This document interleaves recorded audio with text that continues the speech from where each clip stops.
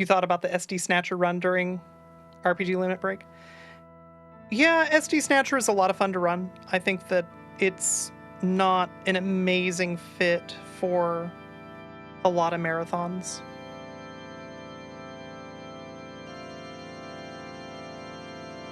It's a game that most people who are watching aren't going to be familiar with,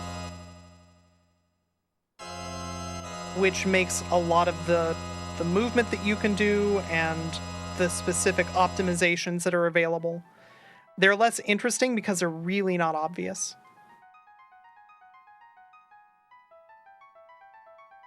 And then there's the 30-minute long unskippable cutscene, because Kojima will not have you forget that he's the one who made SD Snatcher.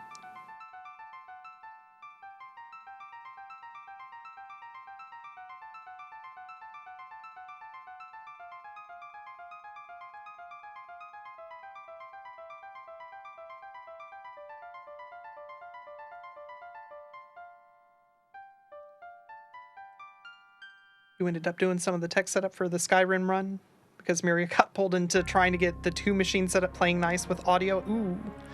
Yeah, it sounds fun.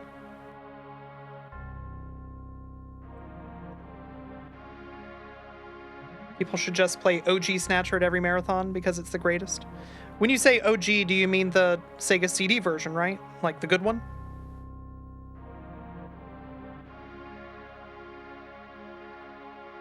Yeah, okay. Then we're in agreement.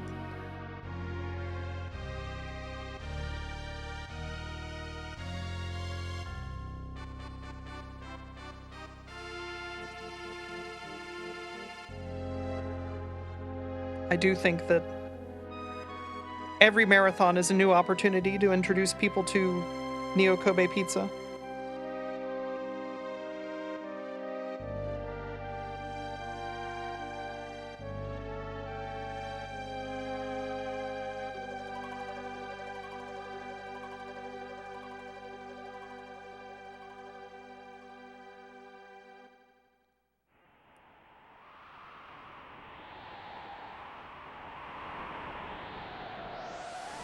As a New Yorker, you can say that you've done Neo Kobe pizza? Nice. All right, but you gotta tell us, did your pizza float?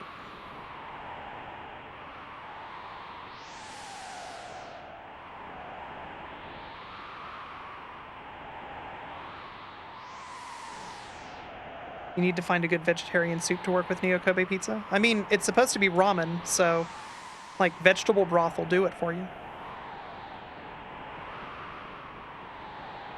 Yeah, or miso. Miso's probably going to be worse than vegetable broth. Alright, this run, where are we dedicating it to? Amusingly, the dedications are kind of messed up right now because I'm doing the Demon Chocobo, so... Let's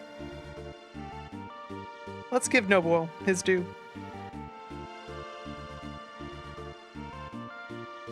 So there are some things in this game that are, able to be manipulated, as might have been obvious from the earlier gameplay, and some things also obvious from earlier gameplay that can't be manipulated. They are based on the global frame count. So just choosing a random developer to dedicate a given run to is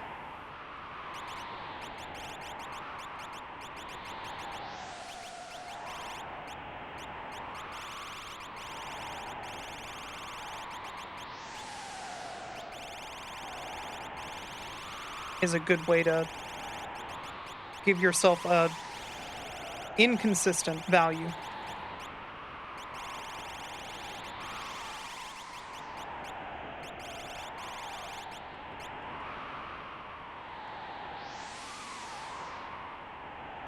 Because I don't think that anybody has found a setup for... Ooh, I hate this.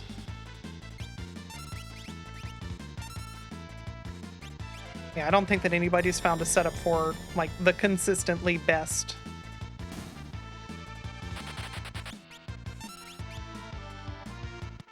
Seed.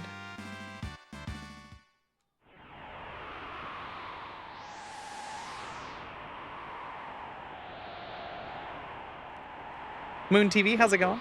Thank you for the good luck.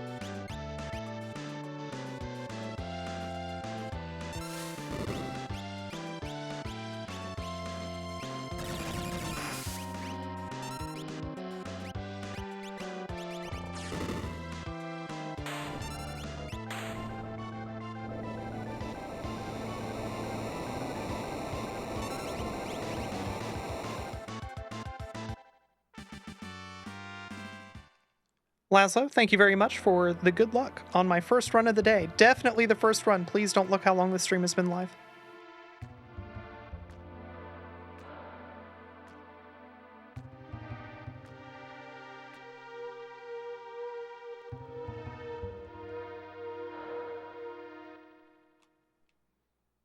Ewitch W, thank you very much for the let's go. I'll do my best. Oh, it was a pre-show. I never made any mistakes. It was just a pre-show. I was demonstrating the boring part of the run that hasn't changed at all, that everybody is now going to be forced to watch a second time. That makes sense.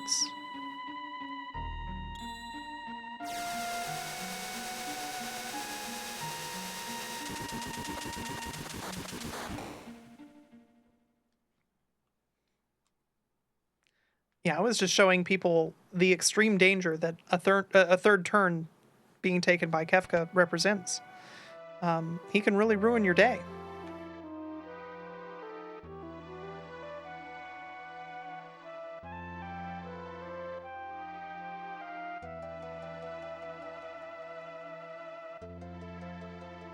Yo, Ryudo, how's it going? Hey everybody, are you following Ryudo? You should be.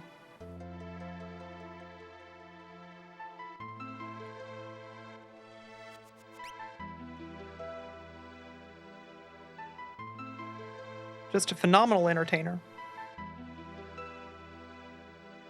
Good at every fighting game, just all of them.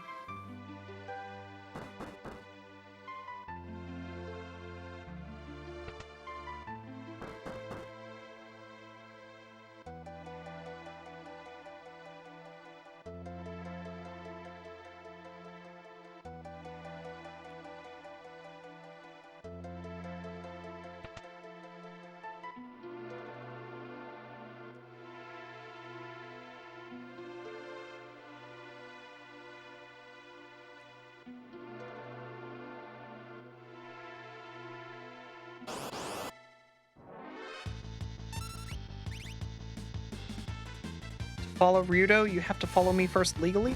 I don't think that that's true, but I mean, somebody's following Ryudo, they probably have good taste, so I'm not going to complain about getting those follows.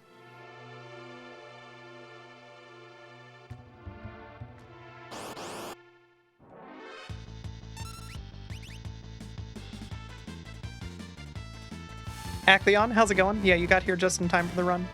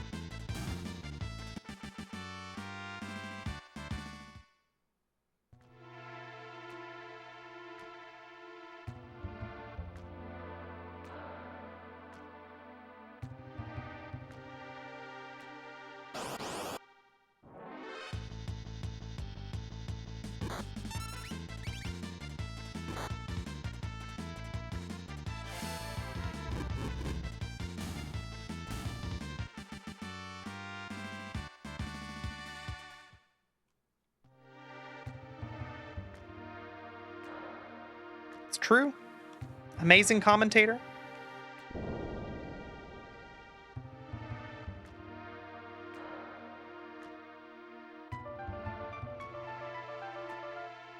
Ash and Strix, how's it going? Yeah. I'm glad that I can have delayed starting the speedrun until everybody was available. Is it too late to dedicate this run to Ryudo? Hey, Ryudo, do you go by Nobuo Uematsu by any chance? Because if so, this run's been dedicated to you.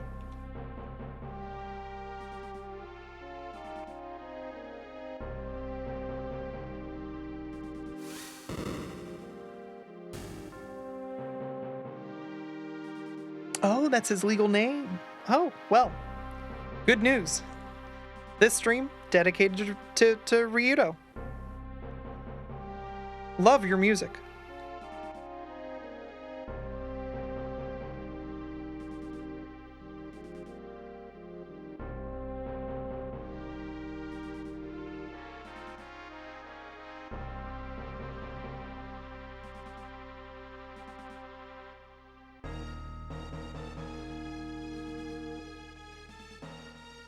Jesus Christ, I just saw the pinned message in chat.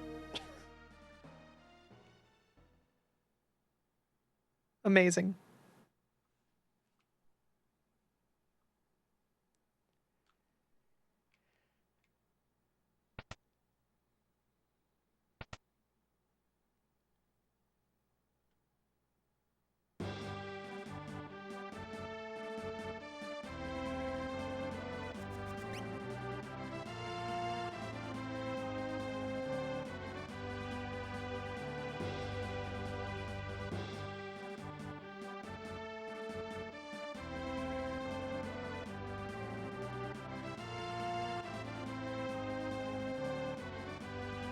Yeah, I'm gonna be real. I'm a big fan of that second link, that one that Juker just posted.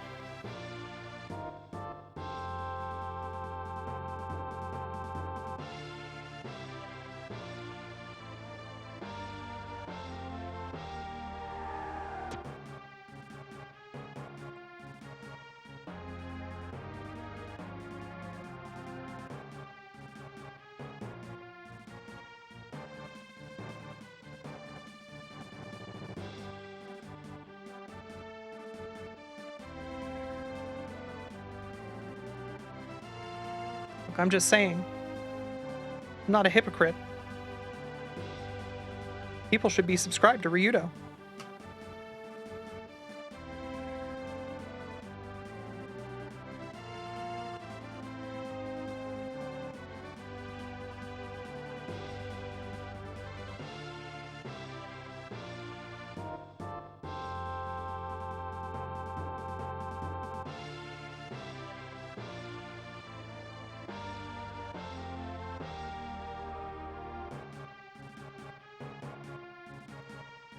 Also, just as a side note, hey, Twitch, adding an emote to a chat message with mouse only is a humongous pain in the ass. The UX could be better.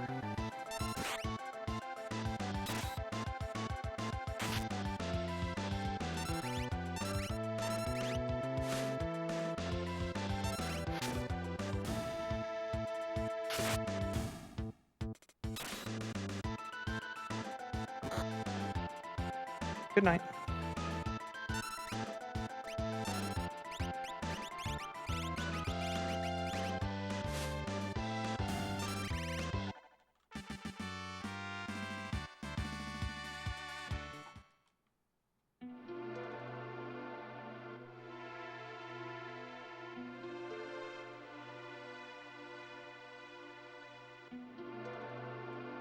Also, you heard Mahjong talk earlier while you were Expedition 33ing, and you're always down.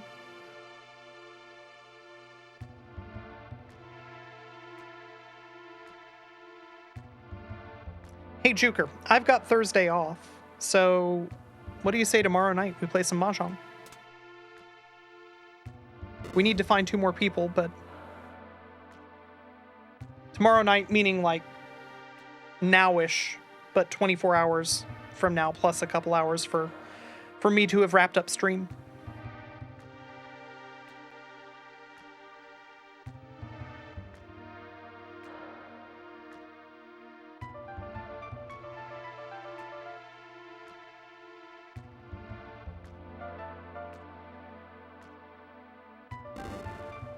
You can do that after you get back from hanging out with Teddy around 1. You're still Eastern time, right? In my head, you recently moved, but I don't know if you moved far.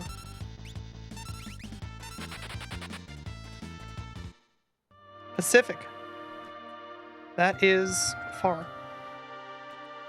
All right, 1 Pacific. Yeah. That's not a problem.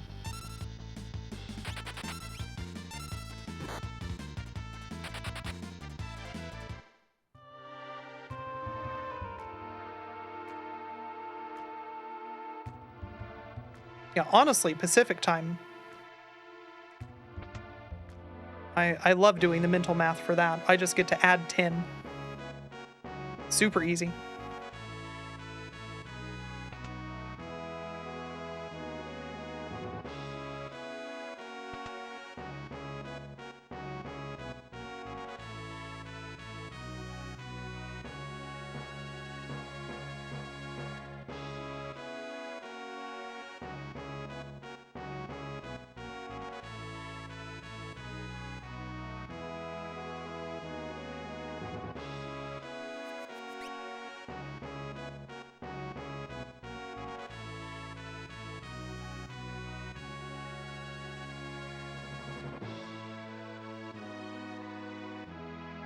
Doc, how's it going? That's right, that's him. That's E. He's a king.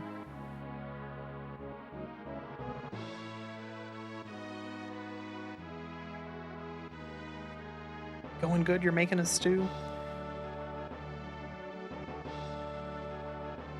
One of these days, I'm actually going to be in proximity, and I'm going to get to enjoy your cooking. I want you to know it is terrible how often I've heard stories about how good your cooking is.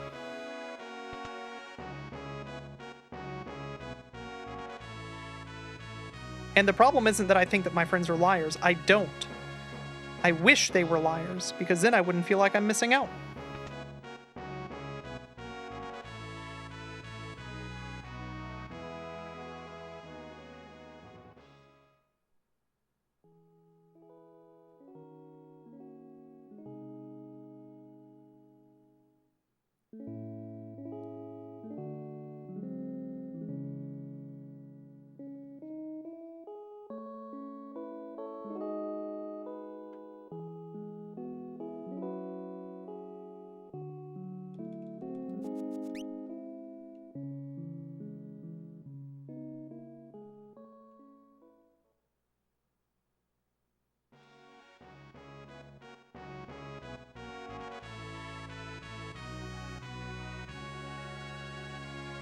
was probably a little bit too long.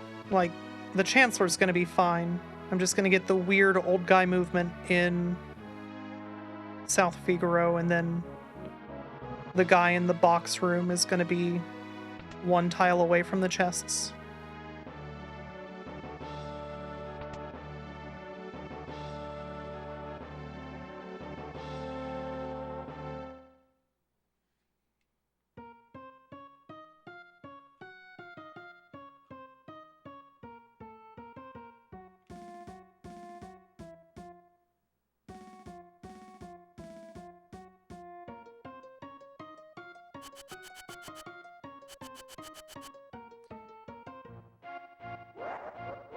I mean, a very specific manipulation is a blind wait on a global timer for NPC movement.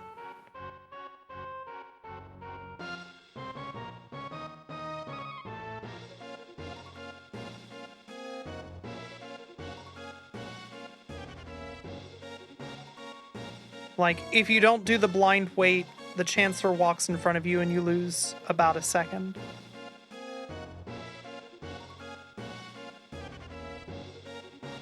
And in a speedrun where I'm willing to throw away 20 seconds on a very funny joke, 1 second isn't ultimately that big of a deal.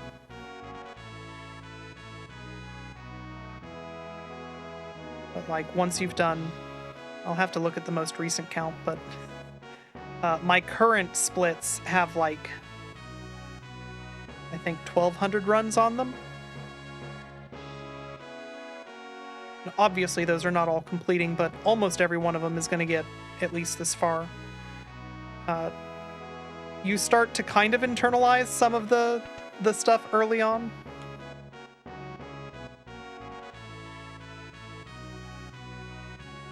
Like, I'm relatively certain that I'm going to get a bad Edgar, which is to say Edgar's going to be in the southern part of the room. And then I'm going to get the dude who's one tile away from the boxes. The old guy in South Figaro is going to be pretty far south, so I'm going to have to thread the needle with him. None of it's going to lose me any time, it's just mild annoyances.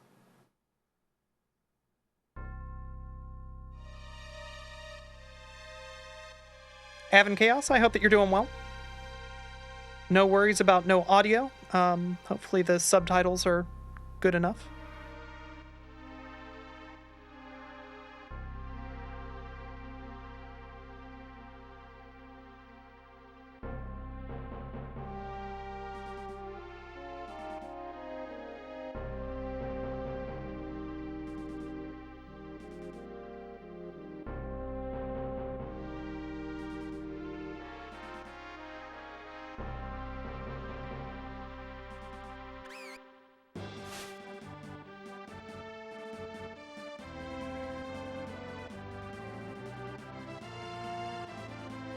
Off to work. Hey, Glacier Wolf, thanks for hanging out. I hope you had fun. Closed captioner seems to be working decently well.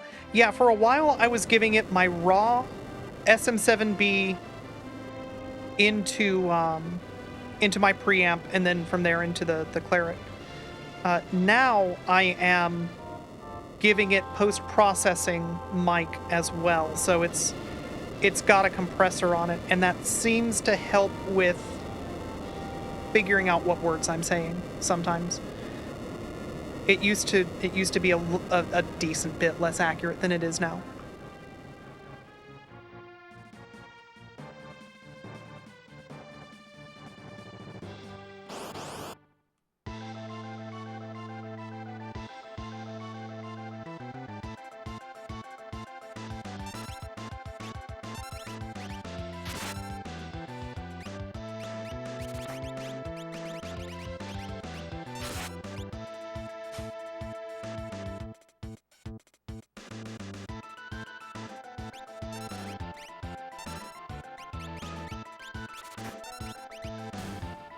Blazing Kenny, how's it going?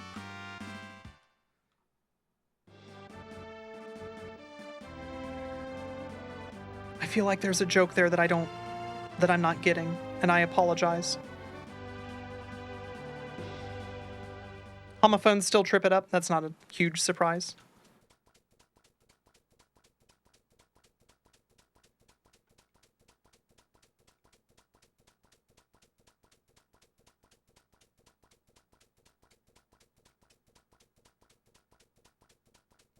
Compressor mic.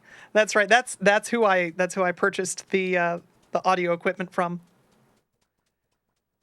No, closed captioning is running through an OBS plugin which hooks the.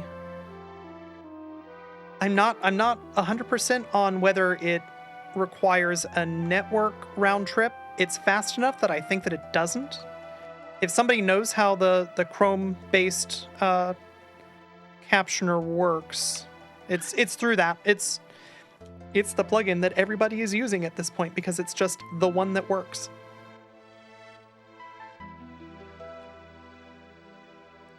Yo, Emily.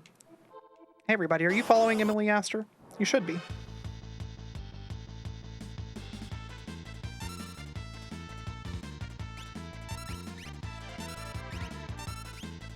She's the person what makes fun of people when they're on Arcade Pit.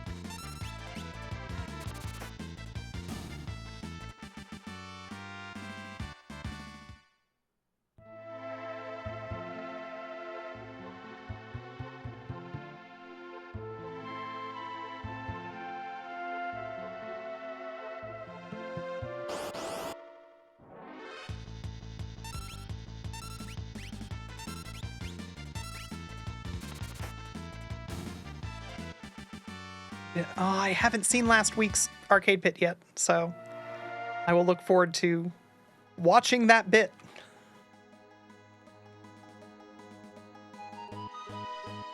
Also, I feel like that probably is an occurrence that happens relatively frequently.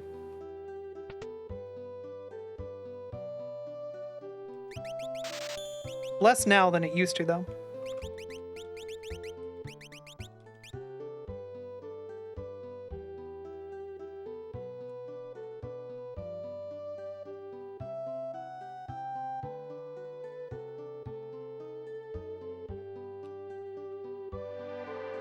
Special East, how's it going? You use a Whisper script for your closed captioning?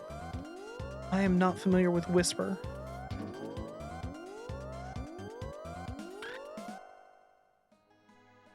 Locally hosted and GPU for fast response. Nice.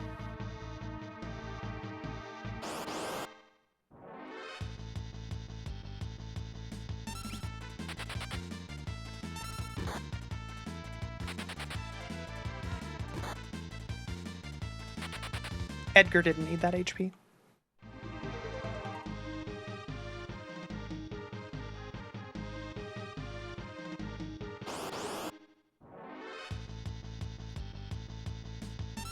Yeah, the Arcade Pit, here's everything, just run this, stop asking questions, zip, is very good.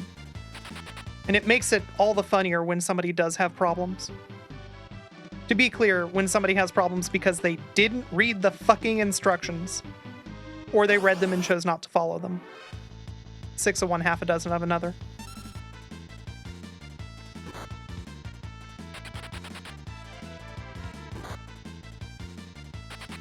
You need CC with translation. I'm not aware of, like, anything that does that well other than there are some Nico streamers who have setups that are quite good for that.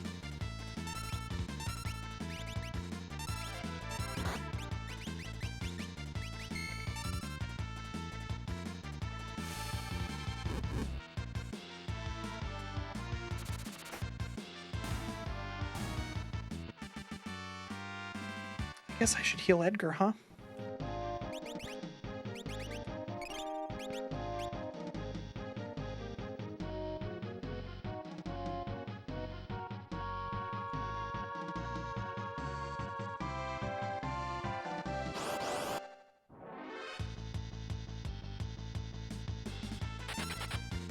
Yeah, Prof Ness. I've seen a few of those. Those are really cool. But that is a rarity to be sure. And near as I can tell, that seems unique to Japanese streamers, unfortunately.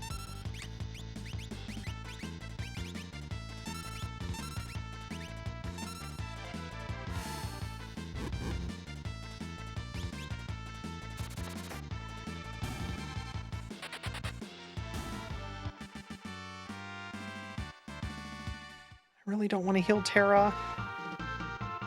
2 crits from... 2 crits won't kill her, so like...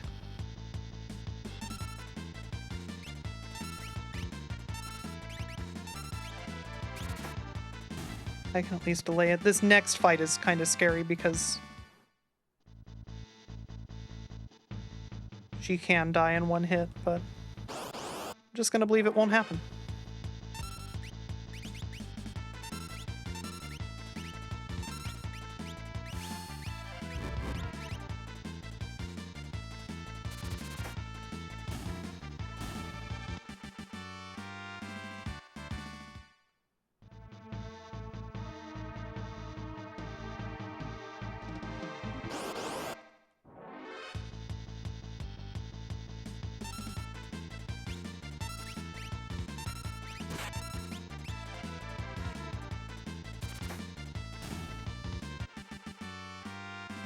Croker, how's it going?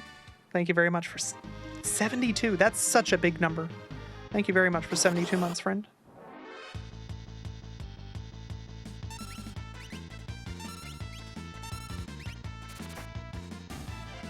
All right, but like, you could give me some preemptive encounters.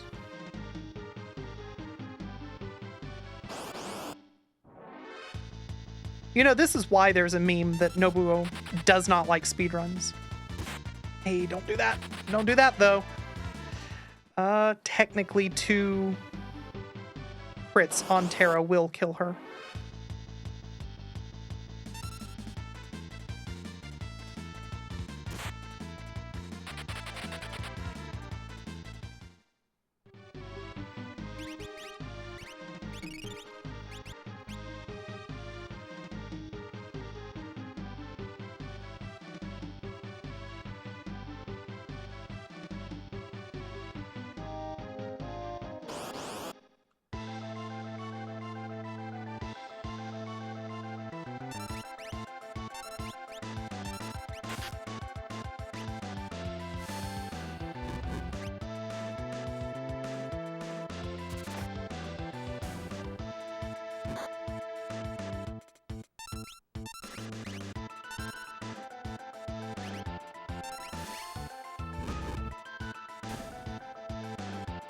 EOD text, thank you very much for the raid. Welcome, everyone.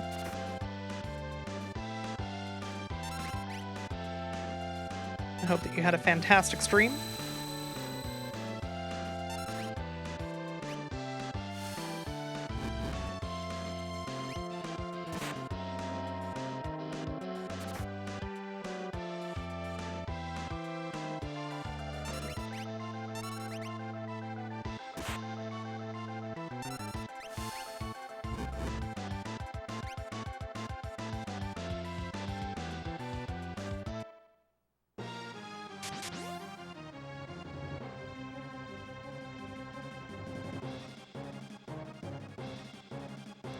Don't forget, last time I asked for preemptives and the game gave me a pincer, so be careful. That's true, but I really do want some preemptive encounters here. I am bleeding time.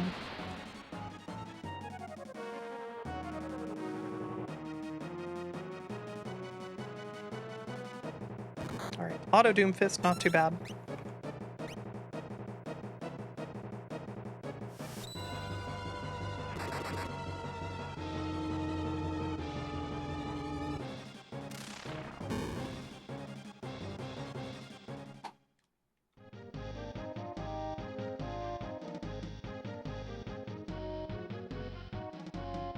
Cool.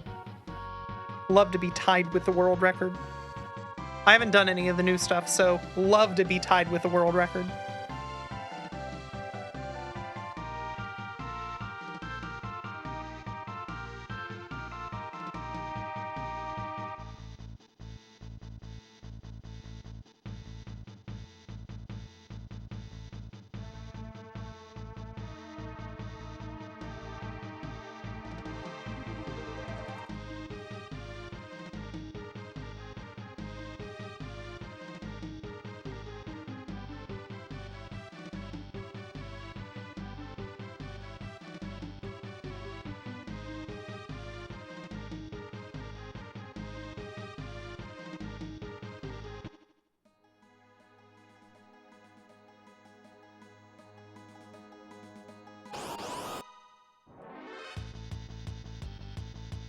Let's hope that Sabin doesn't lose me. Yeah, no, you're not wrong.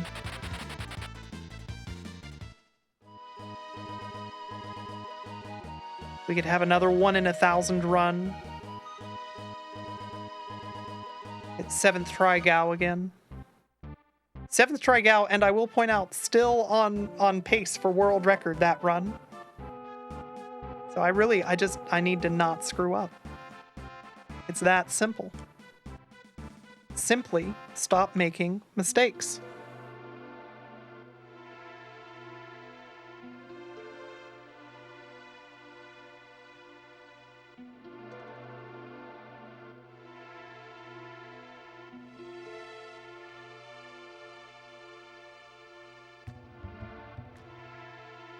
World record holder must be feeling pretty silly right now. Look, I can tell you with confidence that the world record holder has been saying that this is a bad world record and that she wants somebody to come along and beat the world record, and she wants more people running this category. She's been saying that for like, how many days has it been since Christmas? That long.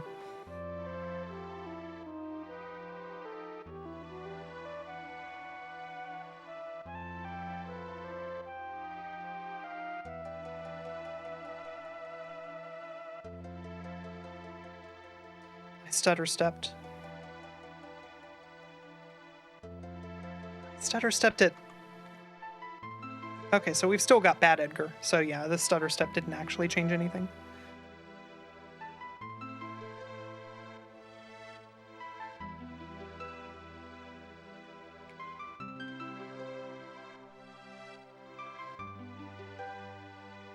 So dude should be 1 tile away unless the stutter step screwed it up. And then he'll move behind the table.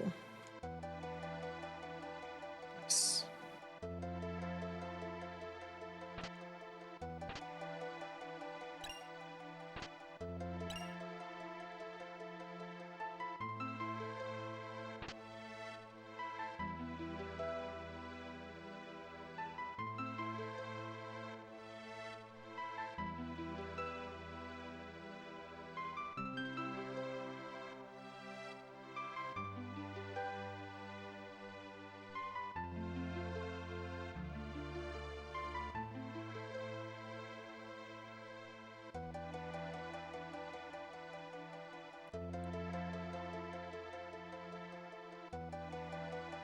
Yeah, Emily, if people simply didn't make mistakes when they played video games, I feel like they would do substantially better.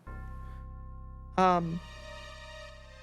don't think that this is too radical of a position to take. If you make fewer mistakes, you fuck up less.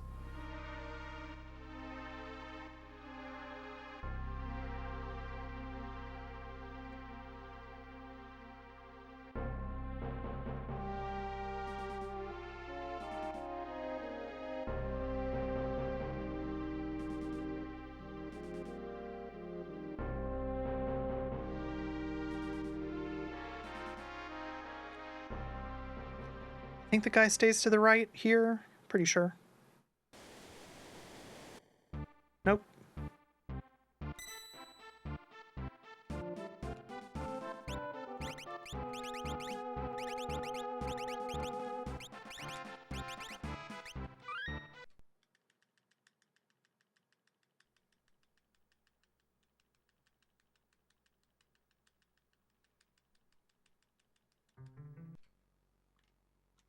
Okay, but you see, the thing is, making mistakes as a gamer is the opposite of making mistakes as a streamer. I'm not sure I understand what you're saying. But you said it with a lot of confidence, so it's probably true.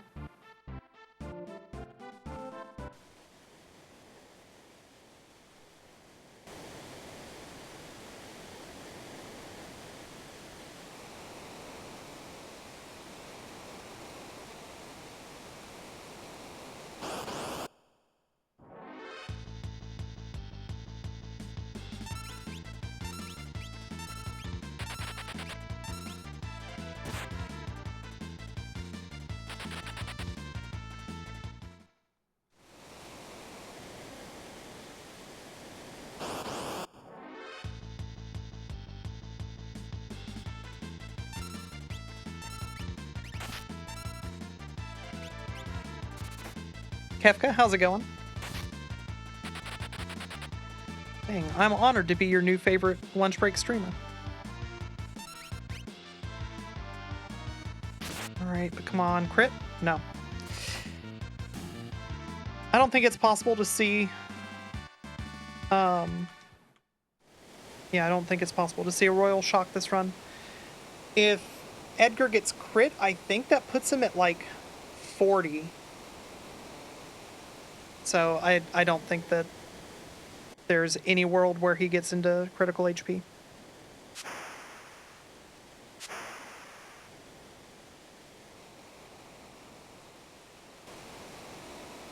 Perhaps one can learn from mistakes? I don't know about that. That sounds fake as hell.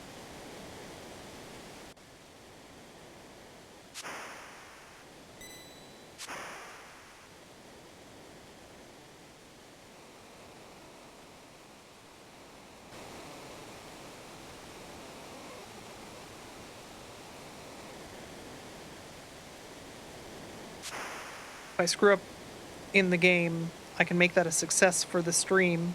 Beatus calls that hashtag content. Yeah, but I can't do hashtag content. That's his brand.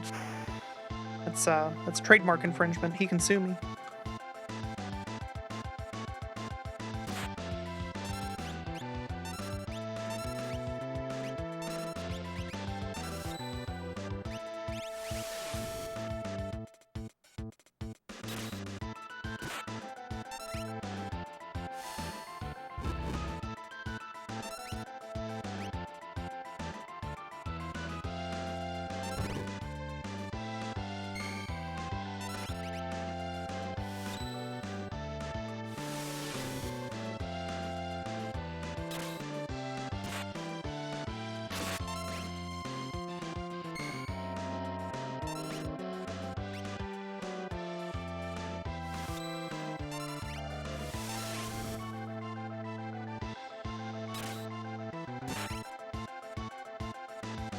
My intent wasn't to counter cancel, to be clear.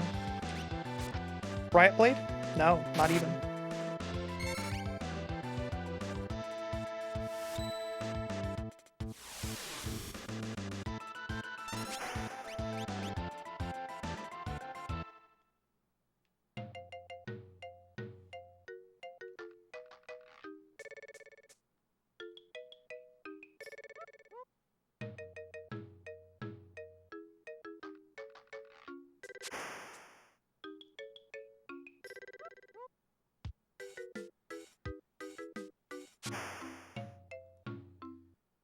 They haven't used it long enough and you set up an encampment, you might be able to make a case for taking it.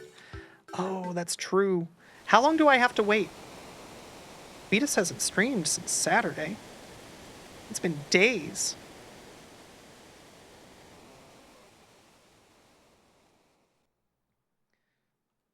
Maybe I just steal his whole shtick and I start having content.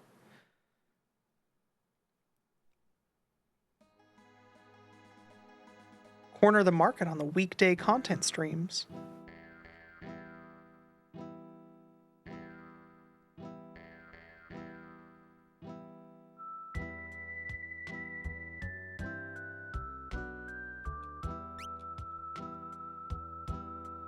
I do this fight different from the LCC Kefka at Narsh tutorial. That's not a surprise. I learned how to do this fight in 2015. And at some point I screwed up and started doing it slightly wrong. So now sometimes I counter cancel, which is not what you want to do. Well, it's not what I want to do. Most people do want to counter cancel because it's more consistent. My preference is going for a Riot Blade.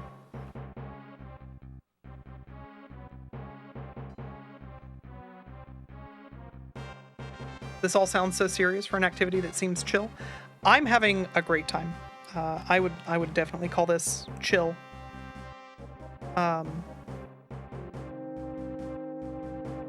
I enjoy pushing myself to get better at the games that I'm playing.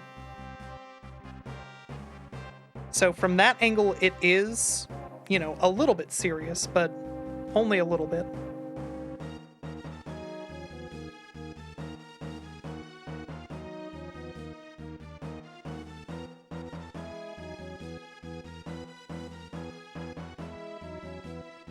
I know, I'm having fun playing a game. I know you're not supposed to do that. It's supposed to be serious. Sorry. Turns out, having fun gets you a world record. Secret's out now. The year is 2025, and we know how to farm limit breaks in Final Fantasy VI. Yeah, so if the fight has been going on for... It's either like 23 or 26 seconds. It's some number of seconds, and technically it's that number and a half seconds. I forget the exact number, though. And the party member is in critical HP, and you use attack, and a 1 in 16 chance succeeds, and it is based on the global frame counter, so it's not really manipulatable unless you're a TAS. Then you get a desperation attack.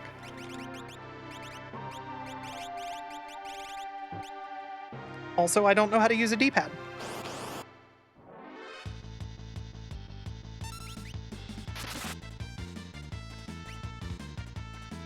Come on, let this be the third run in a row that I get a freaking Phoenix down. It would be very funny.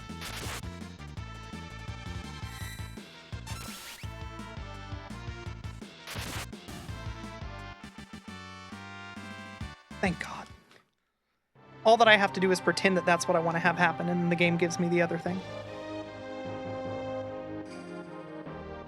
BD Jeffy P, you did not miss a Royal Shock. I think there's only been 2 on this stream in the entire time that I've been speedrunning this game.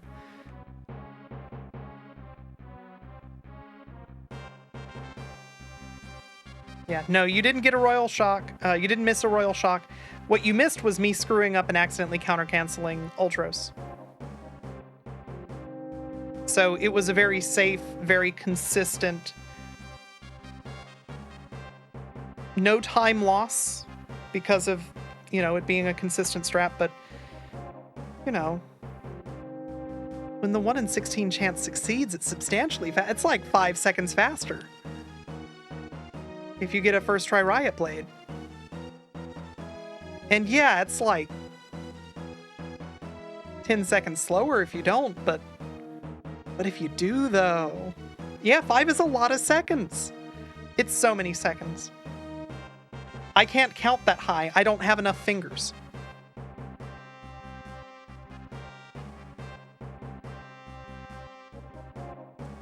I have never gotten a Tiger Break on Ultras. I have gotten a Tiger Break against Ifrit, though. So...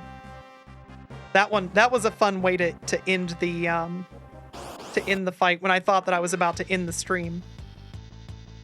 Damn it. Good dog.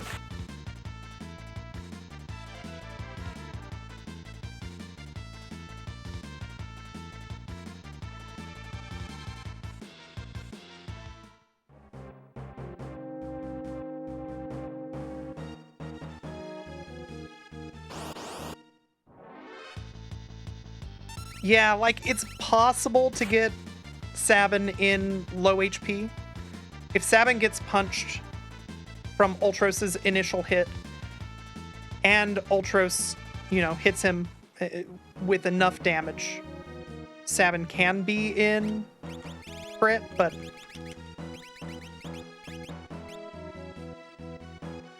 like, why? Why would you want to do that when you can be doing good damage instead of not good enough damage?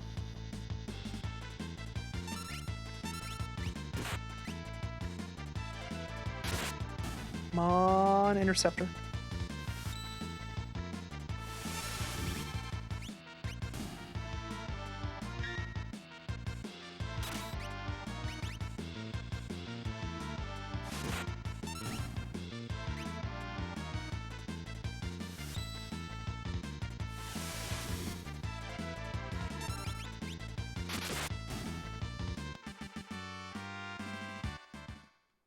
Wanted to sell that knife.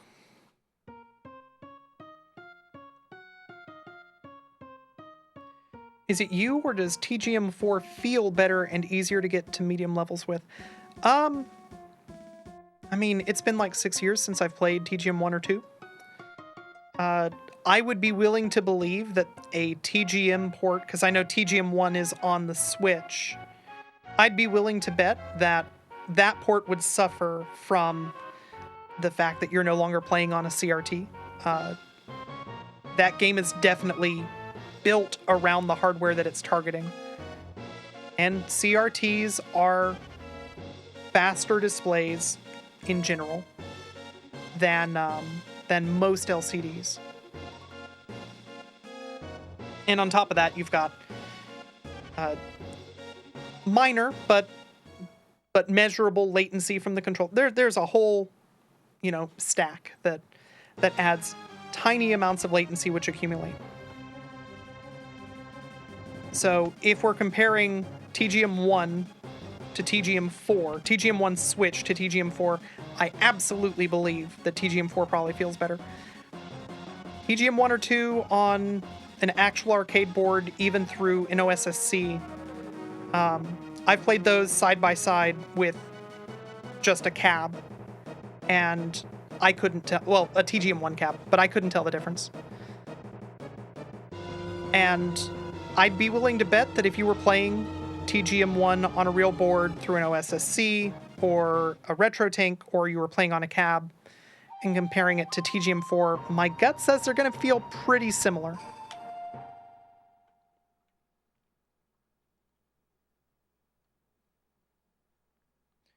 Chitara, how's it going? Welcome in.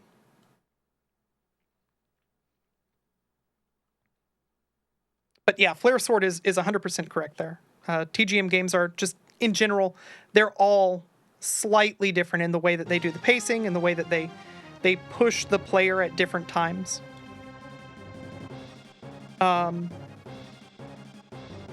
MS Tang, how's it going? Is this a second run? No, don't look at how long the stream's been going. No, definitely not.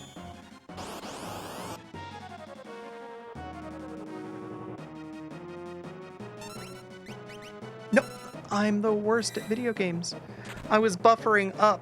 I swear to God, I was buffering up. Yep. That would be an incorrect blitz input. That's true.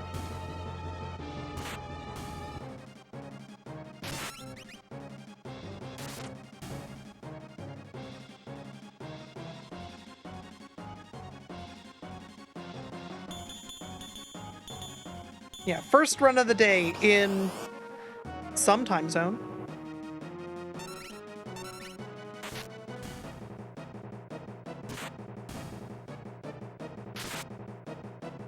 I really need him to live, though, is the thing. Please don't kill my ninja. Really, really need him to stay alive. I plan on stealing his knife.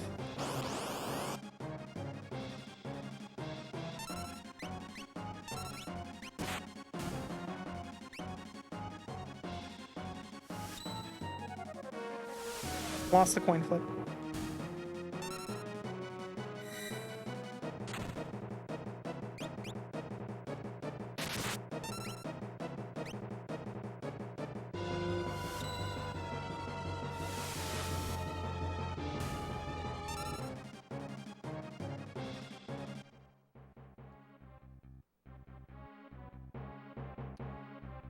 Shaitar, welcome in. Thank you for your belief. We'll see if it's good enough. That's the wrong way to put it. We'll see if you're correct. I have found new and interesting ways to botch really decent world record runs for the last 4 days straight. Have I ever done a self-plex in a run? Yes, I have done a self-plex in a run. That one was probably a PB. I don't think that one was a world record. I have suplexed Cyan in a world record before. That felt very good.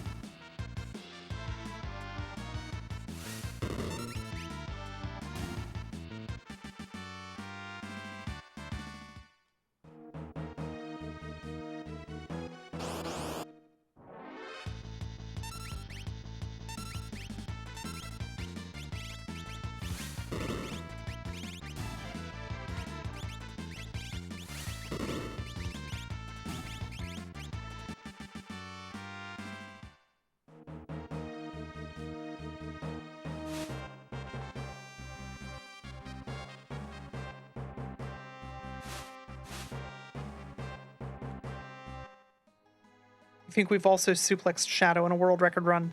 Maybe. I'm gonna be honest. Suplexing Shadow, to me, has less emotional impact.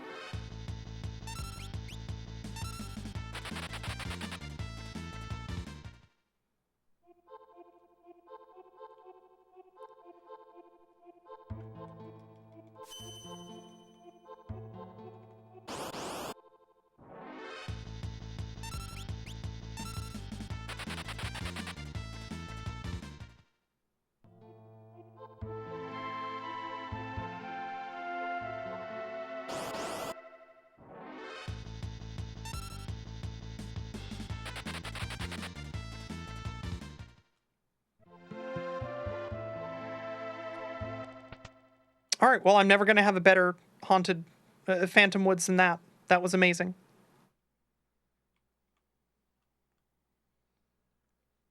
Is there a 1.0 dependency for the glitches in the USA run? Only if you're going to use Sketch. 1.1 or Revision A, those are the same thing. The difference is that they patched out Sketch.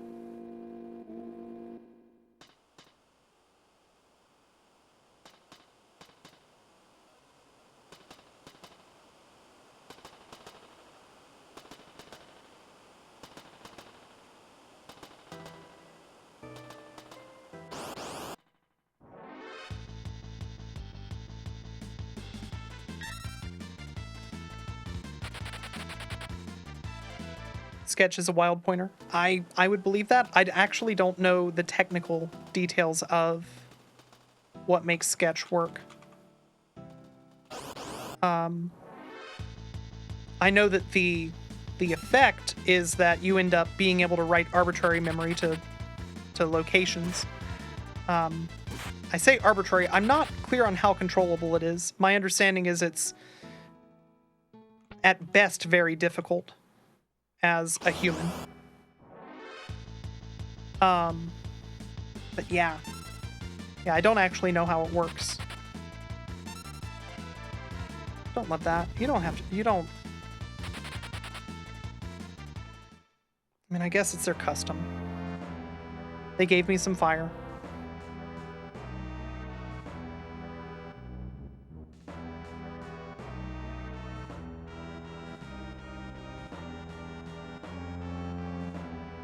Patched out Sketch meaning what? They fixed it? Yeah. And I've never looked at the disassembly of any of the carts.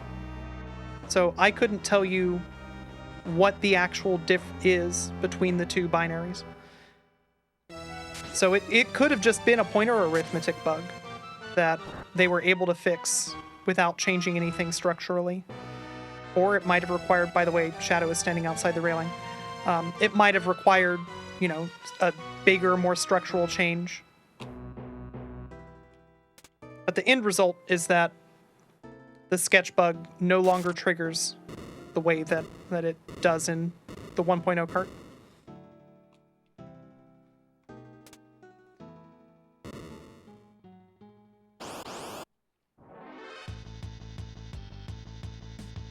Didn't patching Sketch also fix the slots rigging? I don't think so. I have borrowed a 1.1 cart before. I hate this guy. And I had no problem doing Joker Doom.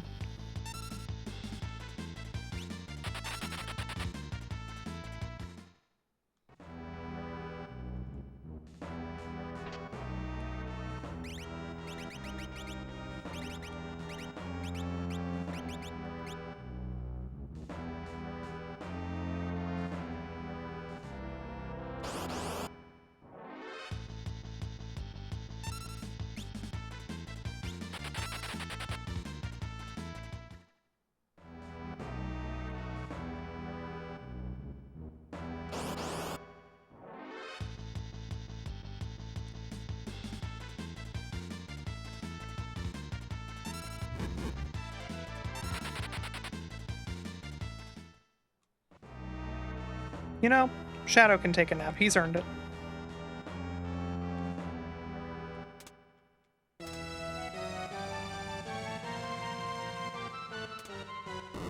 Realm fails a sketch, the game will still try to load the monster sprite data, which will use an incorrect... Okay, yeah.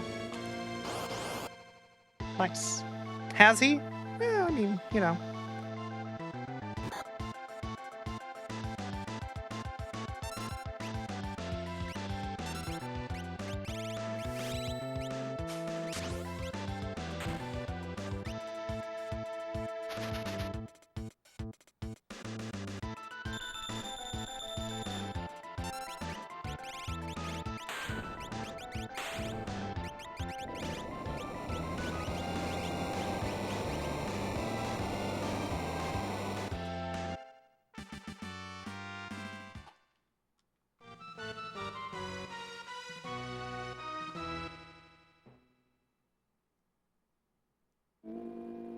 Yeah, I understand what the people want. I know that people show up to a Final Fantasy VI stream, they see that you're on the Phantom train. They're going to become very upset if you don't turn the train upside down briefly.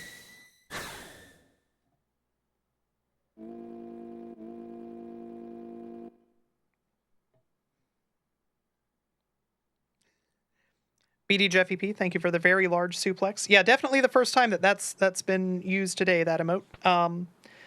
Definitely has not happened. I'm going to go with 1 hour and 30 minutes ago.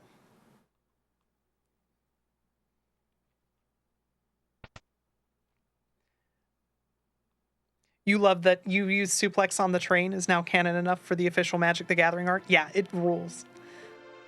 Easily, I mean, I'm super biased. I really love the NES and the Famicom and Super Famicom Final Fantasies. So, for me to say that I absolutely love all of the older Final Fantasy flavor that the new Magic set has had is like, it's almost a nothing statement, but they've done a really great job.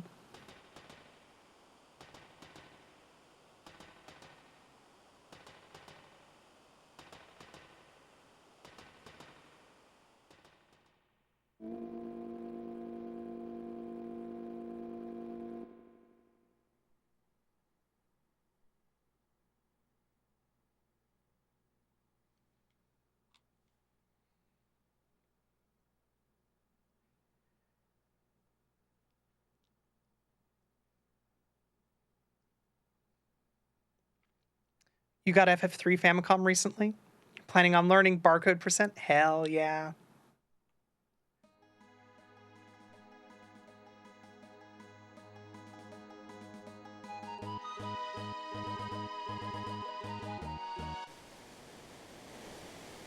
Yeah, I really personally appreciate the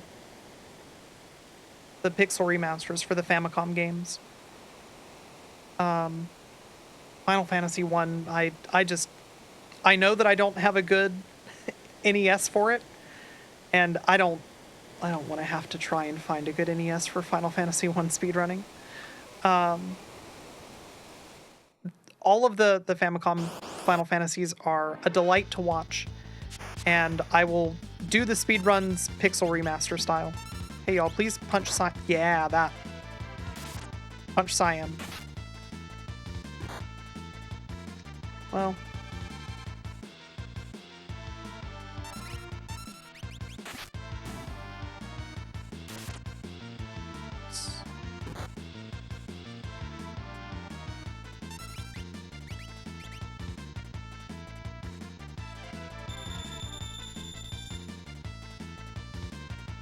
Oh, they can't tell which one is Cyan because I deleted their names. That makes sense.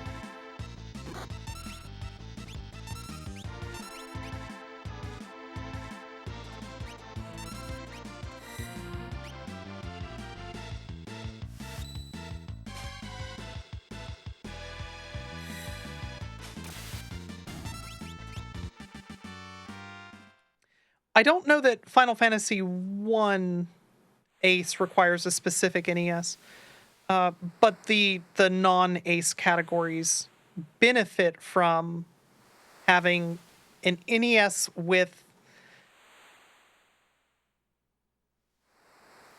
memory, which when uninitialized tends to end up in certain bit patterns.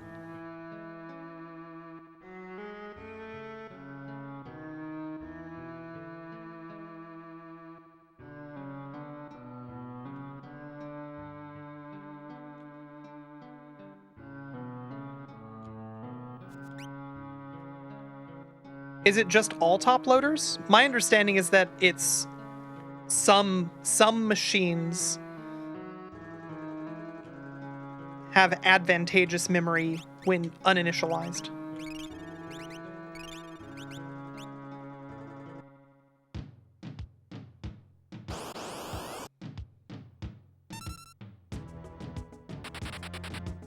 You got an AV Famicom recently? Nice.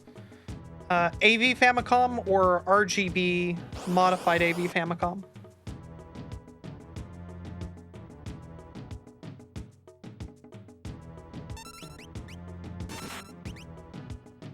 Oh, is the uninitialized pattern that's advantageous really just all ones? That's funny.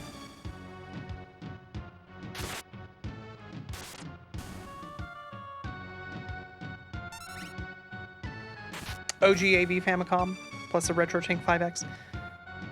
You know, I have a 5X. It's just in an equipment rack, so I can't check it right now, and I only use RGB with it. Does the 5X have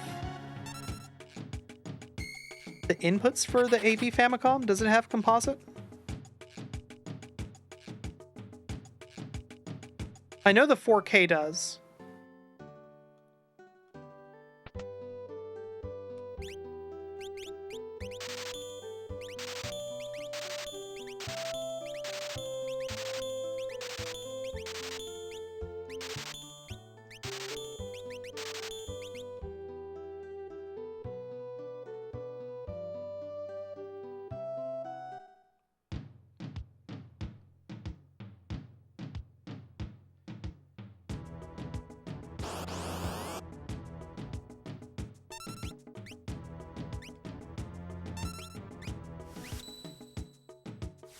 Which model of NES is good for the speedrun? Well, that's kind of the problem, is that it's not really a model question. It's, does your specific unit have a good uninitialized memory pattern?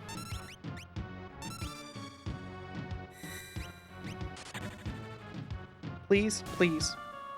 Thank you.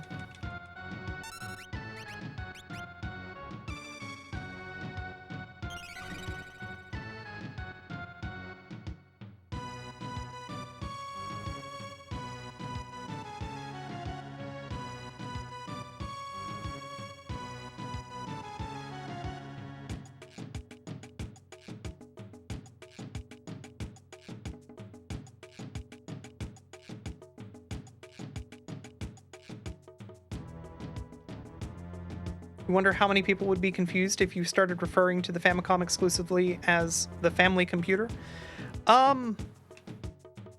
If you didn't call it the Nintendo family computer, yeah, I can imagine a lot of people being confused by that.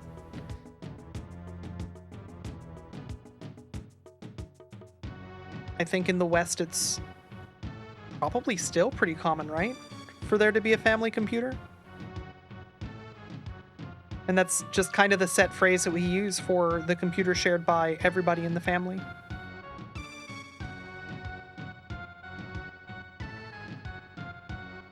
Back in your day, you just called it the family. Oh, that's interesting.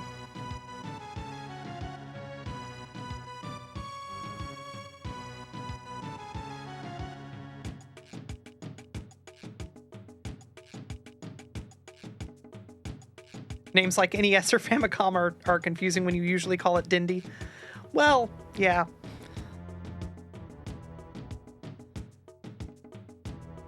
Yeah, I think you might be the only person I know who had a Dindy.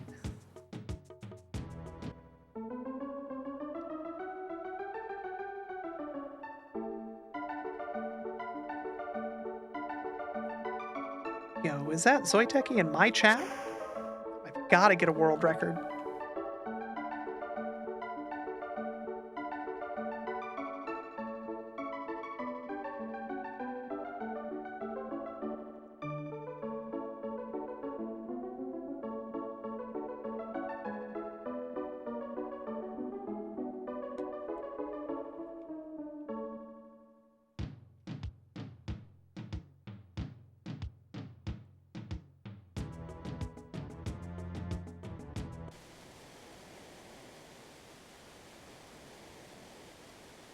Zoe, how are you doing? How was your... I think that you were at Limit Break. So, based on that assumption, how was your trip back?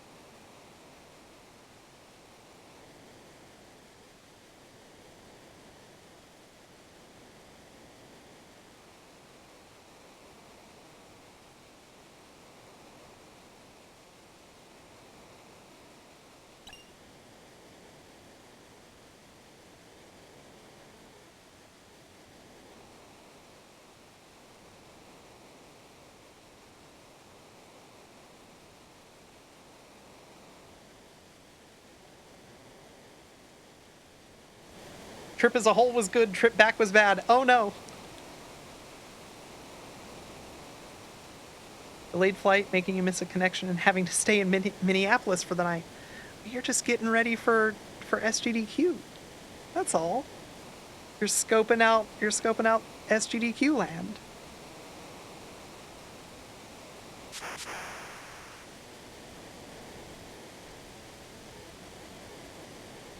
Dastrin, welcome back. Yeah, second run today.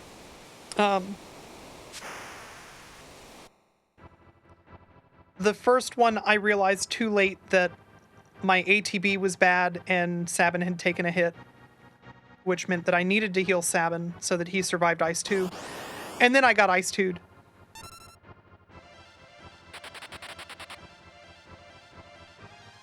Viking with the no penalty backseat. Play well. Oh, when you put it that way, yeah. That makes sense. I'll do my best.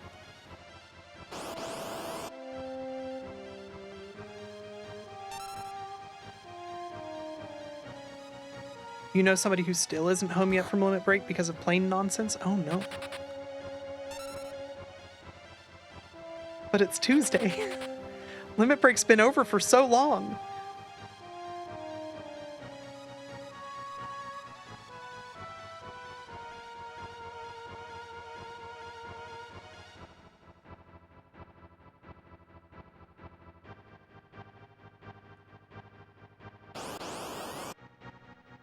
Falchi.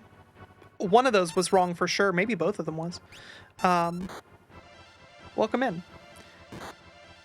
These are normal windows. Regular text boxes, as you can see.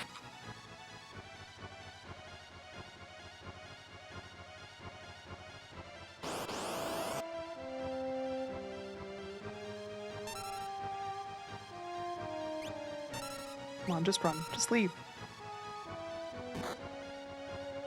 Just go.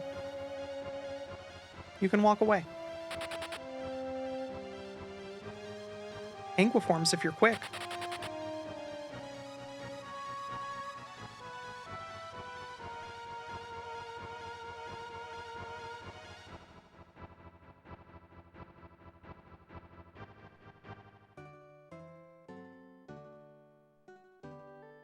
Do the glitchy stuff and win? I'll do my best. We're getting there.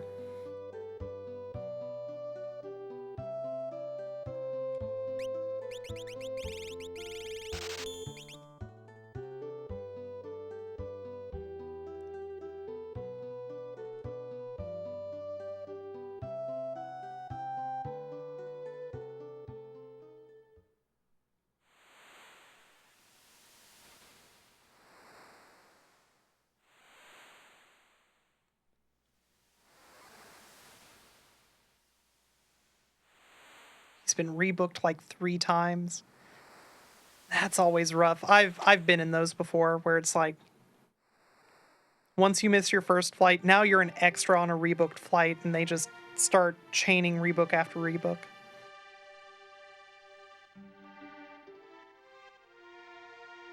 It's like, it's really annoying when it's a work trip, but at least at that point, it's a work trip, so...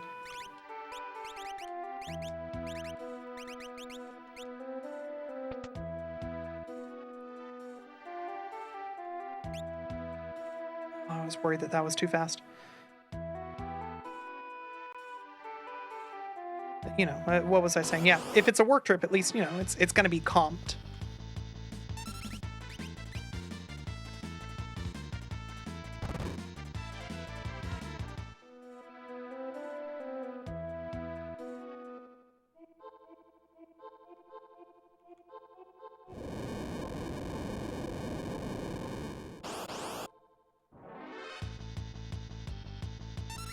Exactly. It's like, hey, sorry, I can't work.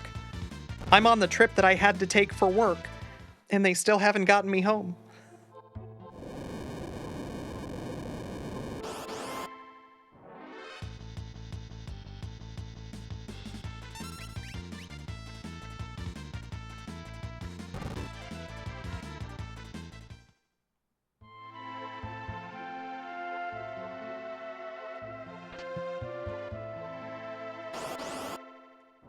Anyway, hey everyone. Would you like to be following one of the coolest people on Twitch? Because one of my mods is going to shout out Zoe here in just a moment.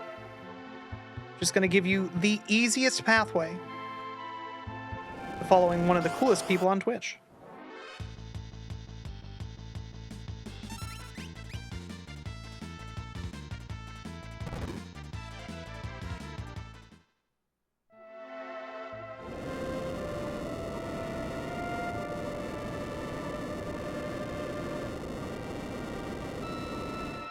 That might have been late. That might have been late. I'm bad.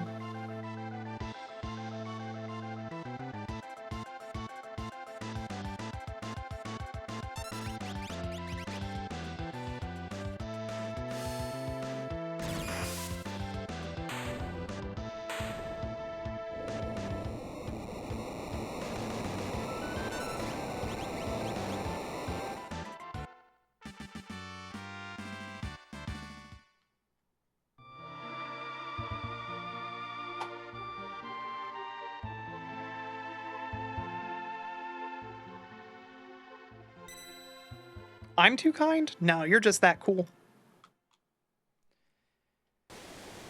Alright, so this first fight is guaranteed. If I get another one, it means that I screwed up.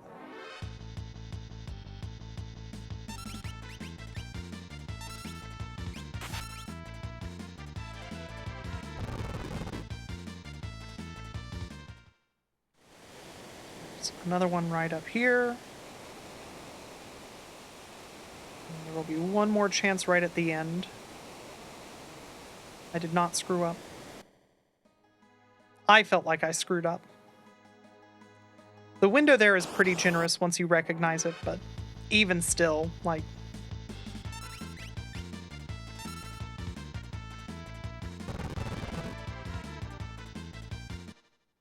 It's a 6-frame window, which is...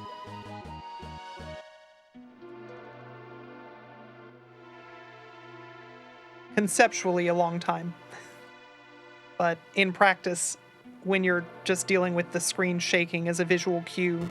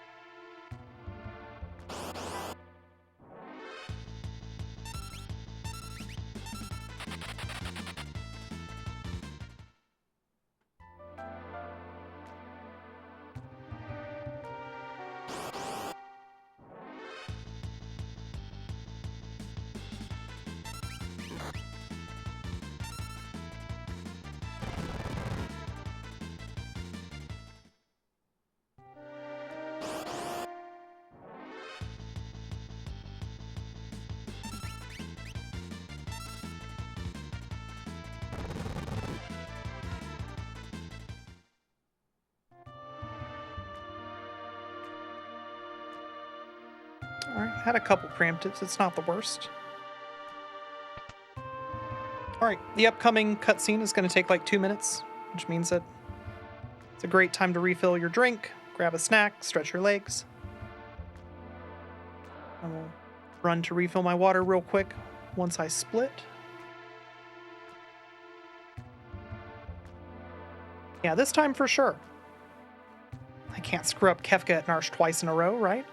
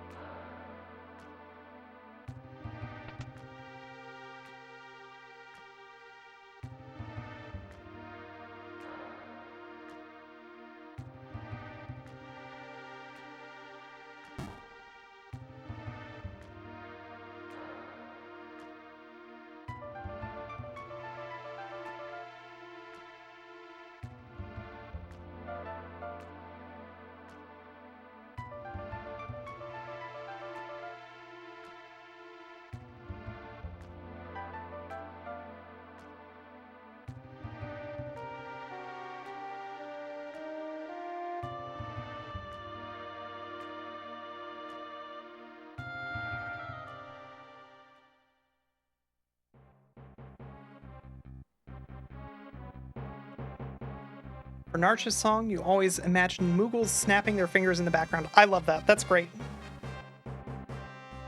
I hadn't thought of that before, but I'm going to think of it from now on.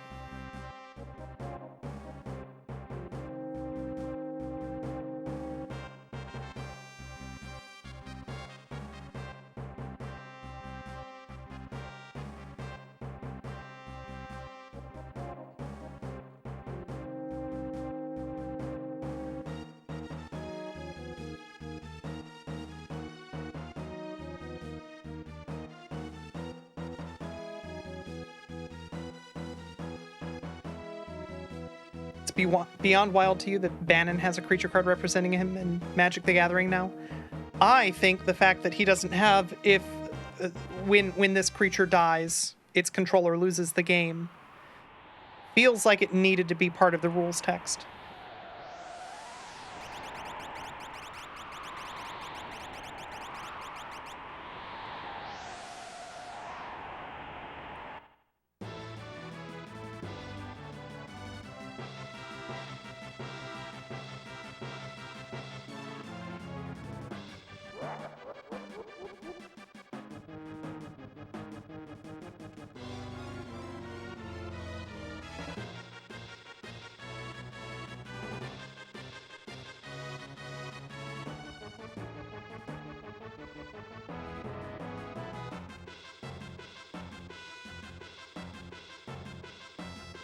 Yeah, that's Greg. Greg with headphones on.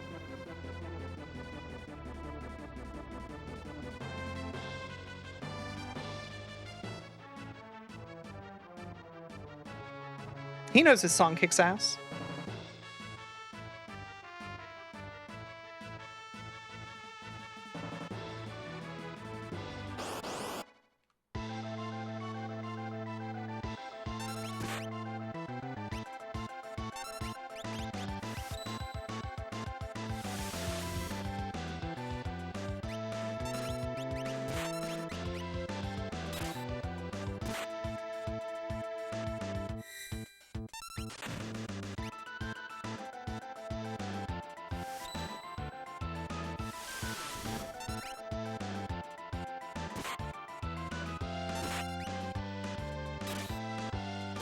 Alright, even with a turn 3, which I don't think I'm getting.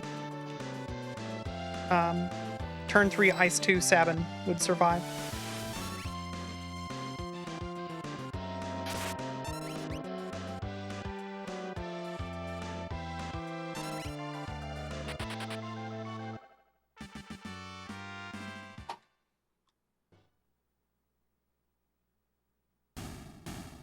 Okay. My previous gold had the thing, so apparently my fight against Kefka was pretty okay.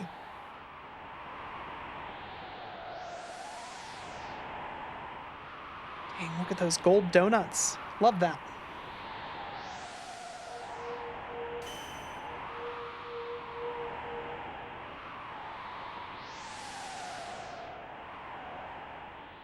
That's right.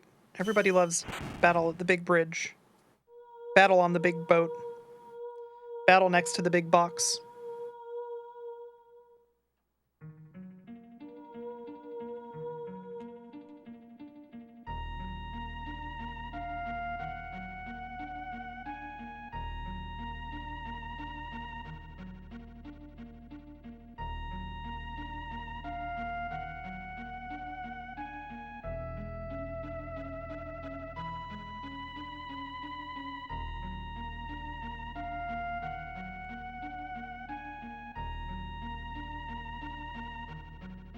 Yep, so for anybody who is wondering what the new tech is, it's cool.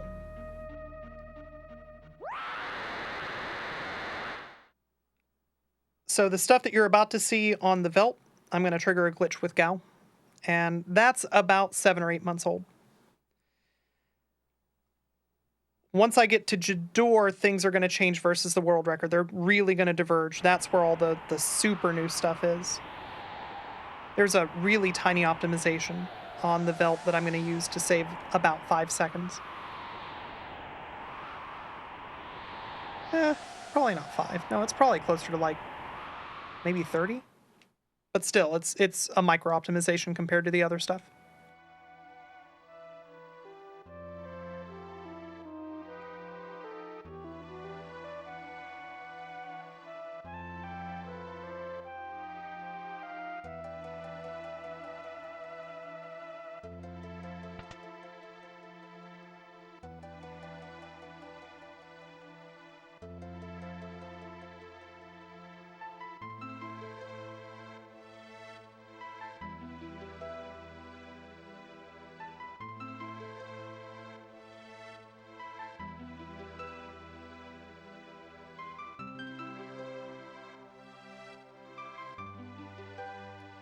Door-chan is still involved.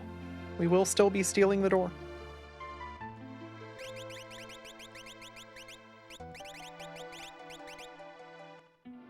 Did I? I did. I'm a doofus.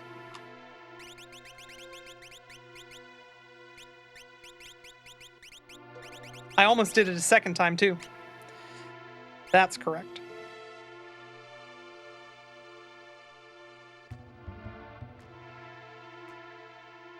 Was that correct? Might not have been. In fact, I'm pretty sure it wasn't. Yes, it is. Okay.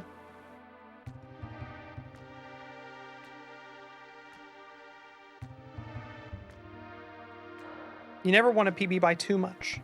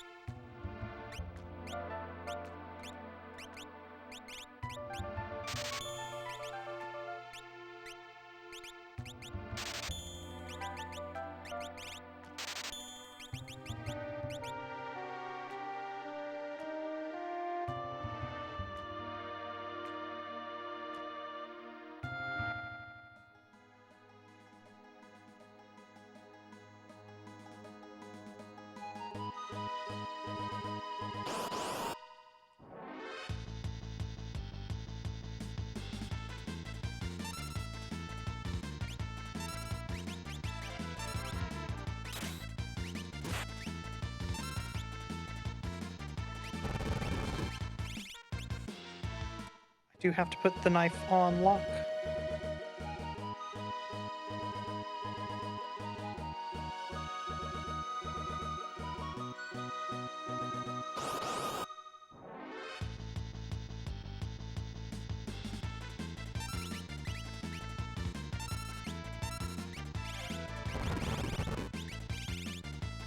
There we go.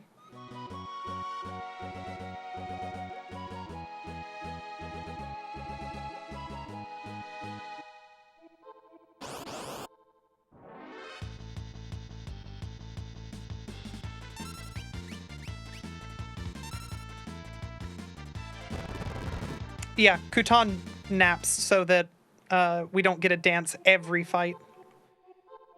Every single encounter that I get, that's saving me a second and a half. Also, weirdly enough, Kutan being knocked out makes it so that you can run immediately from packs with 2 enemies in them without having to do anything extra, which is pretty nice.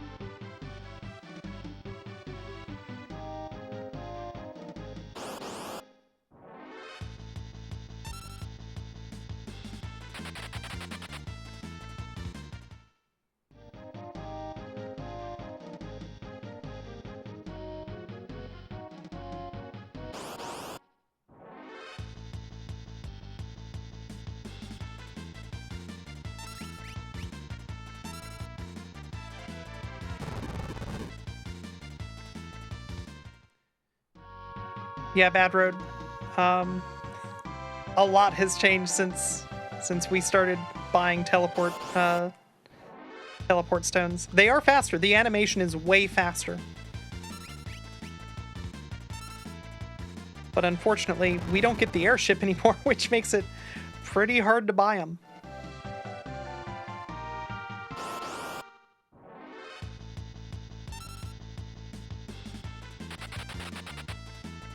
Yeah, Kutan's taking a nap.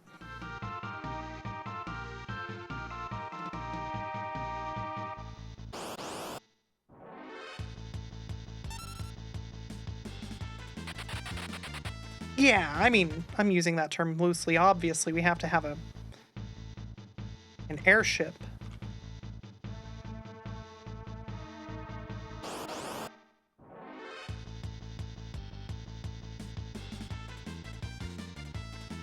Walking through the forest changed my it accumulated threat faster, so I'm a couple steps behind as a result because I'm very bad at video games. Up until just this moment, it didn't matter. But all of a sudden, it might. That last fight changed the packs that are available for,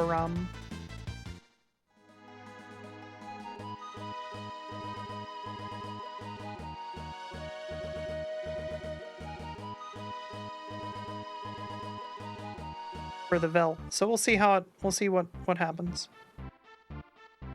Hopefully no big deal.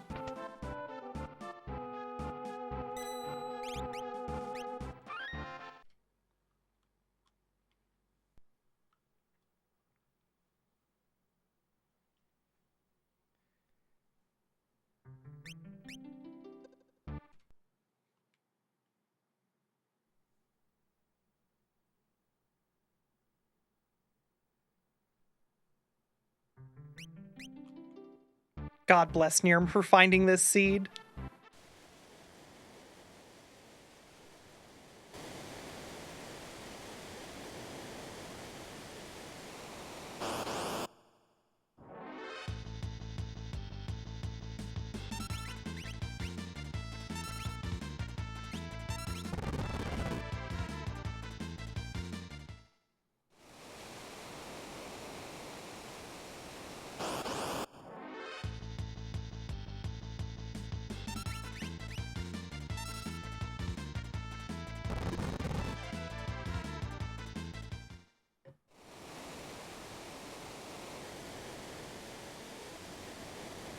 It's timed in resets. So there is one byte in SRAM that provides the initial seed for both the encounter and NPC movement RNG.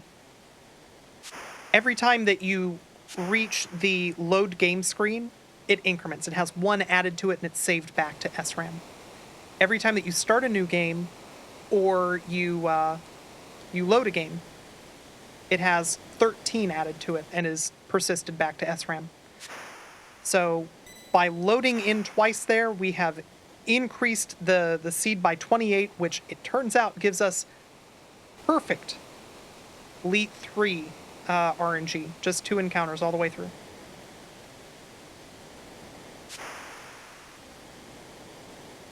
You look forward to starting to learn this route, and then we change it yet again. Zoe, I was like 80% done with a tutorial video for how to do the old new route, you know, the one that I got the world record on Christmas doing. So yeah, I agree. I can't wait to start doing a tutorial video, and when I'm almost done, it's no longer gonna be valid.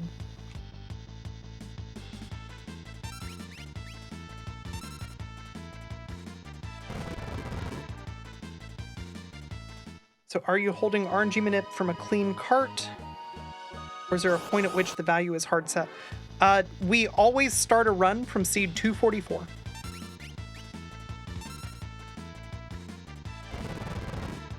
That's how I open up new world records. Just start making guides and that'll force new tech. Yeah, you're not wrong. I wish you were.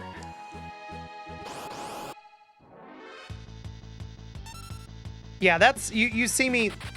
So I've got a save that I can copy back over, because otherwise we just there's an Excel spreadsheet that you can use to calculate how many save or how many resets and how many full loads you need to get to seed 244. People who play on FX Pack, SD to SNES, just have a save that you can copy over.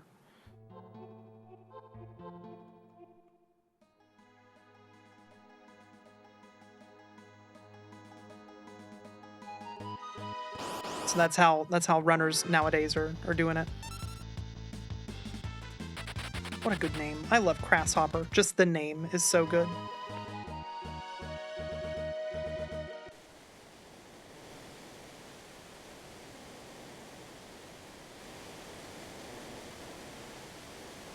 Lucky Game Studio, thank you very much for the good luck. Hope you're doing well. But yeah, so the Velt bit, you're seeing me verify the final bit of RNG manip, which is 60 steps. 60 steps anywhere that you gain normal amounts of threat. And the Velt has no encounter-free squares, which makes it ideal for that.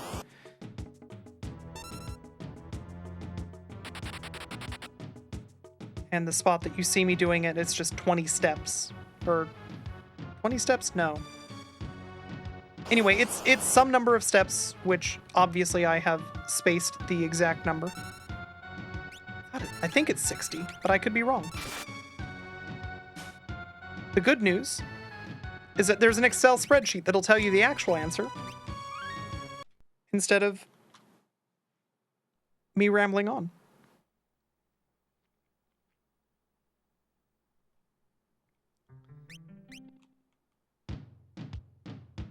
$40 steps. It might be 40 steps.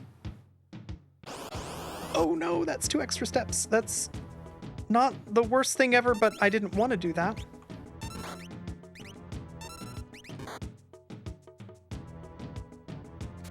It doesn't matter. It genuinely doesn't matter because I have to grind out 3 encounters in front of...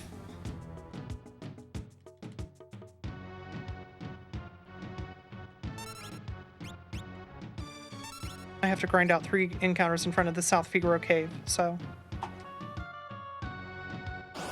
Yeah, this extra encounter could not matter less.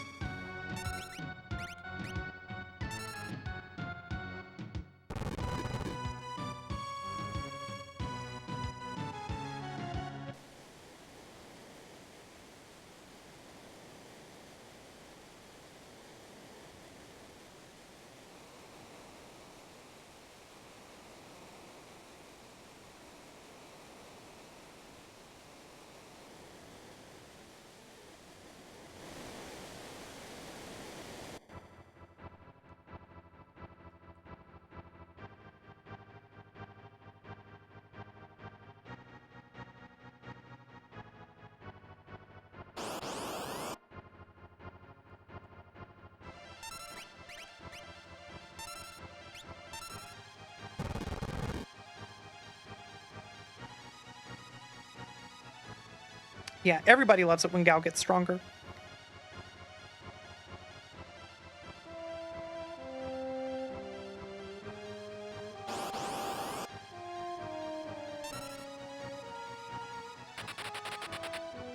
Do I do 4-job Fiesta? No, I do regular Final Fantasy V speedruns. But it is about that season. And while I don't do the Fiestas myself, I sure as hell watch them.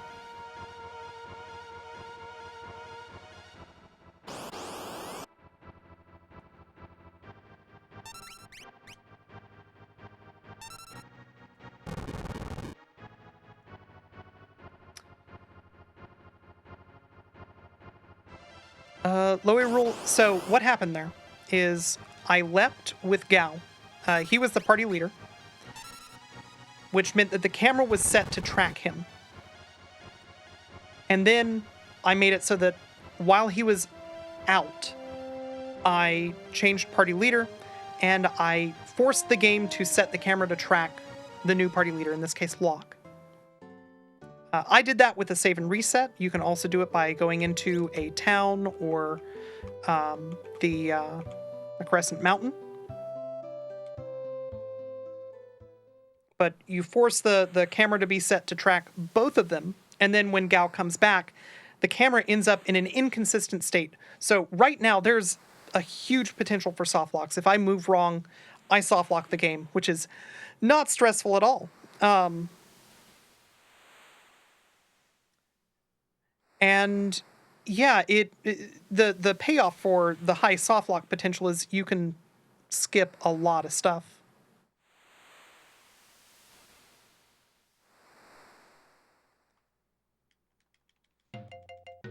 But yeah, buffering movement into a screen is a soft lock. Hitting certain types of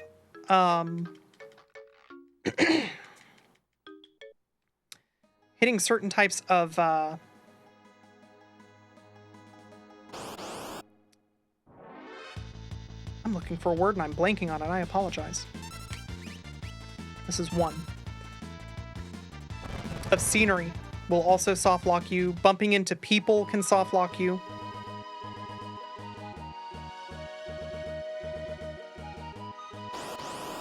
This is two.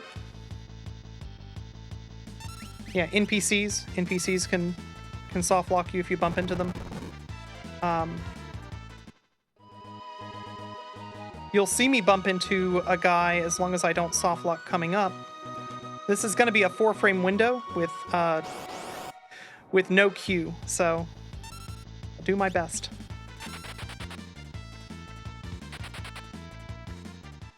So here's the power of this glitch.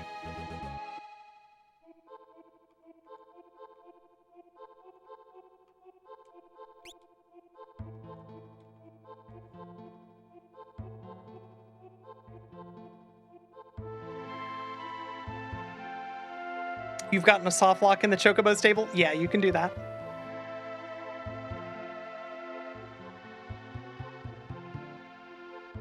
So this is the math room. As you can tell, there's math here. That should be good.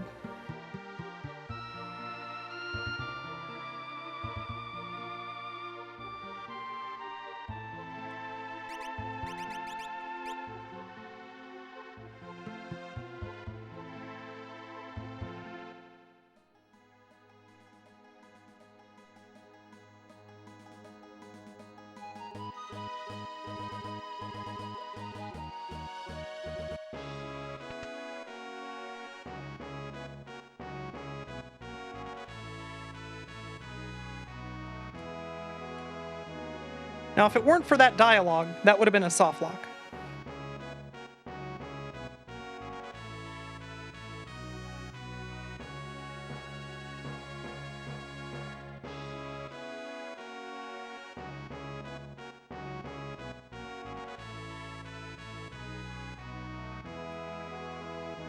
I love the fact that he says, watch your step. It's so perfect with this glitch active.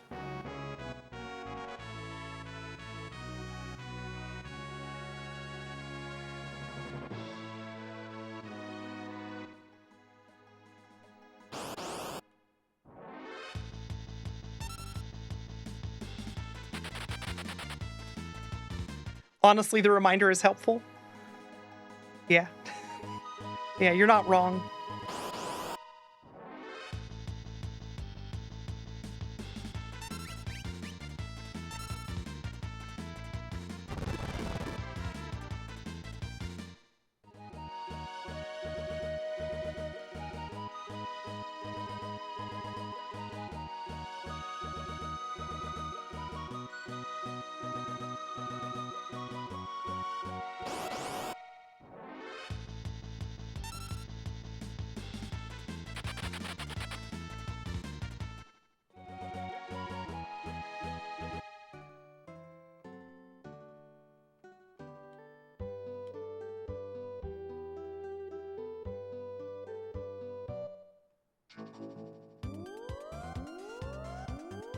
Chocobo.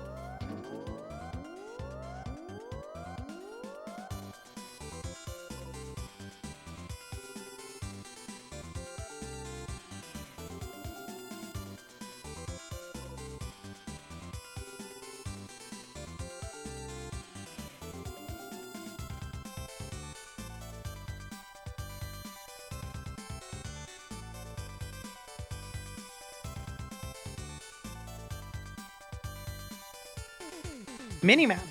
Hey everybody, welcome in. You're here for the weird part of this run.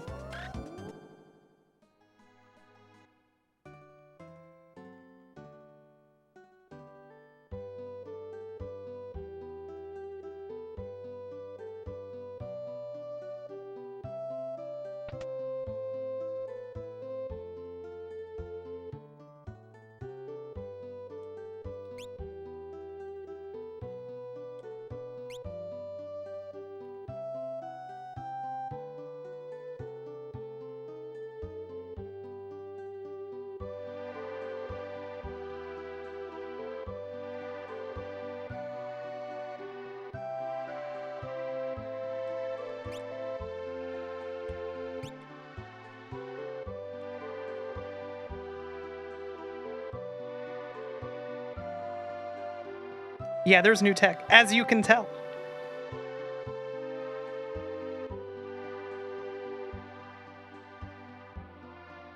This is normal. This is how Final Fantasy VI is supposed to be. Correct.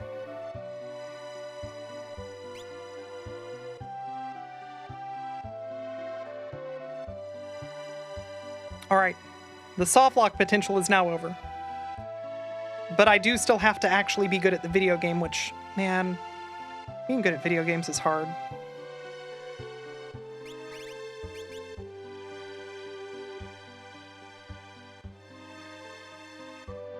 So people who've played this game probably recognize this area.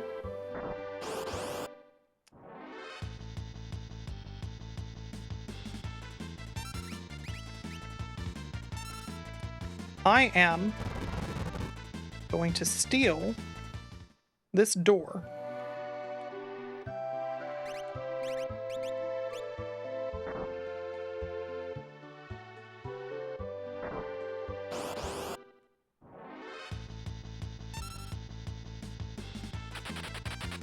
Speedy Jeffy P, thank you very much for the very large door thief.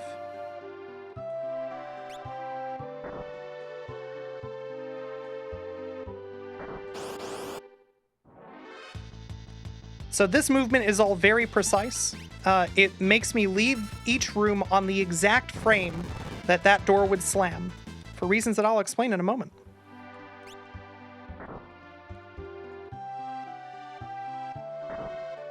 So the devs definitely knew that the door could fail to have its timer turned off, because every single room in Owzer's Haunted Mansion checks to see if it's active and will turn it off.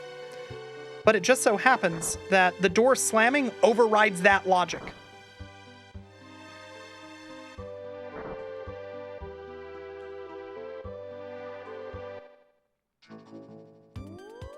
So you get to take that door with you everywhere else. The door gets to go on an adventure.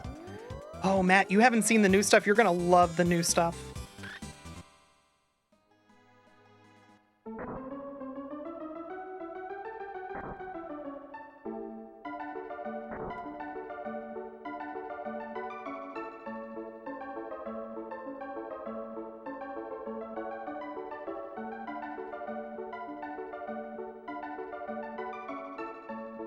Is the door stealing person in this emote me? Yes.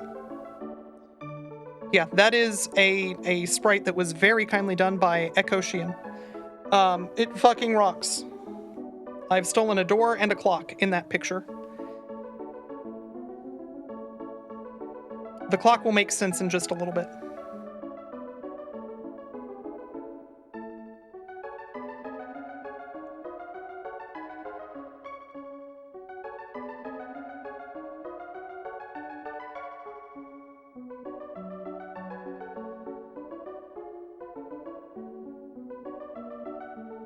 You presume screen transitions in the Esper Cave also turn it off. Maybe? I have no idea how that one works. It probably does. I don't know that anybody has movement to guarantee that you get the timer on a door for the Esper Cave. It used to be that we would buffer opening a menu and use a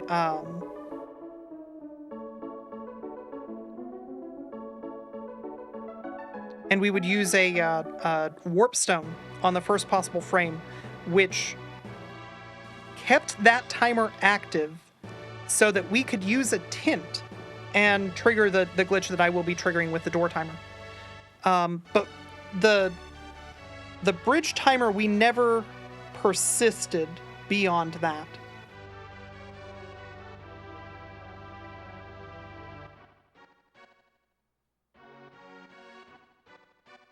Parked Car, thank you very much for showing people what it means to truly go Wumbo.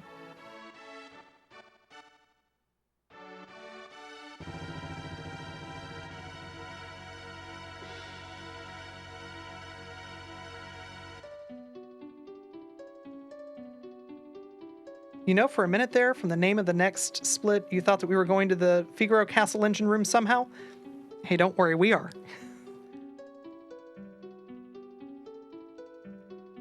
Just gotta do something first.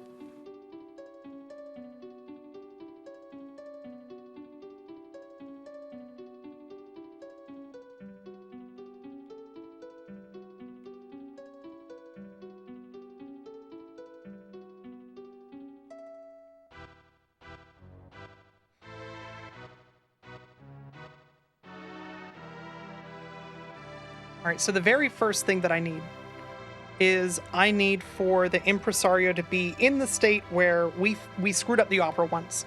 He's mad at us.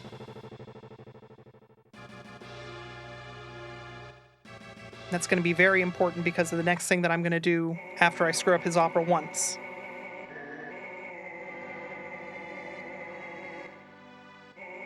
Also, hey, for anybody who's hanging out here who's not already following Minimap, we've been talking about card games, about fighting games when Ryudo was here earlier. We've been talking about Mahjong briefly. Like, all of the stuff that we've been talking about, stuff that Minimap streams and is incredibly entertaining streaming. Make sure you're following Minimap. It'll make your life better.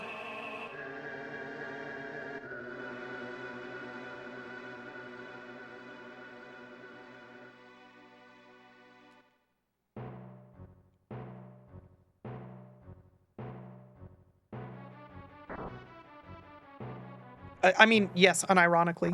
One of my mods sooner or later here is going to give him a shout out to make it easy to follow. But yes, genuinely, people, you will, if you enjoy hanging out here, you're going to love hanging out for Minimat streams. They're great.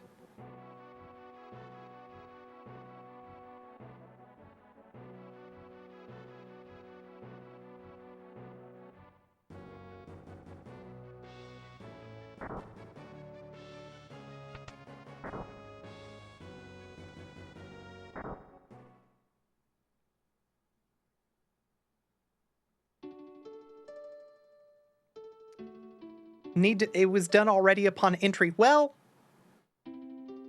Twitch doesn't allow me to shout people out that close together. If you didn't follow him during the initial shout out, hey, click on his name and then click follow.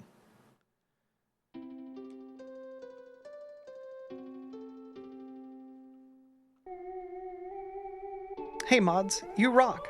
Thank you for taking care of that. I should have said to do it to begin with, but here we are.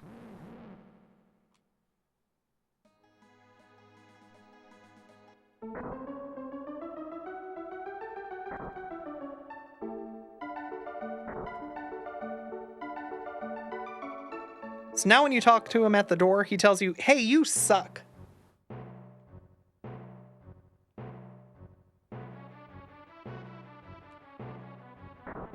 Says, you're on thin ice. I'm only giving you 3 more chances.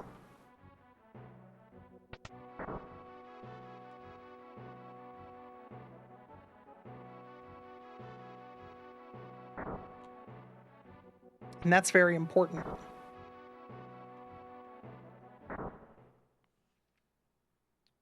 Rude of him to say this, yeah, but fair. It is his opera.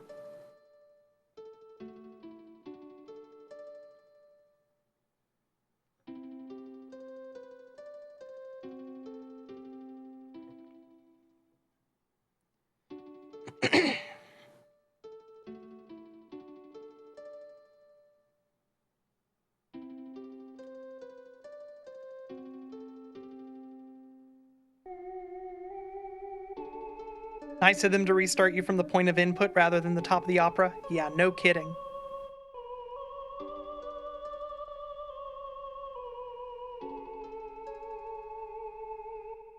Does he just have a backup Maria prepared? No, we went through the thing. That's Kutan wearing a skin suit. It's like a fursuit, but in reverse.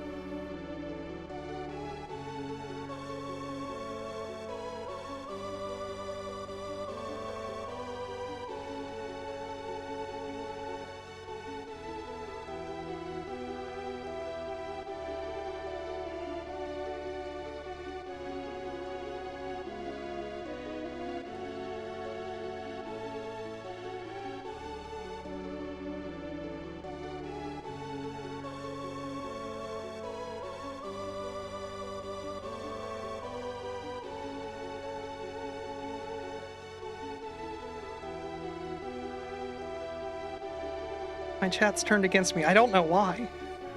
I'm not wrong.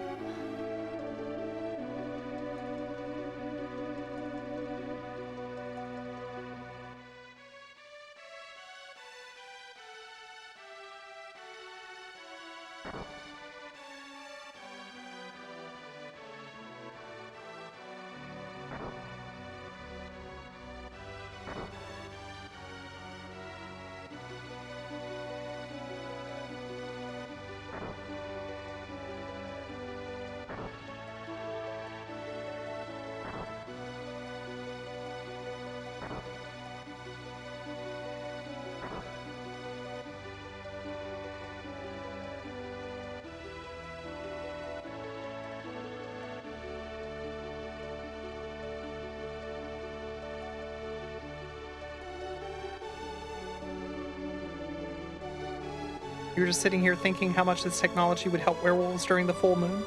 Or in Final Fantasy V, it would help werewolves full stop. They don't seem to be, like, full moon style werewolves.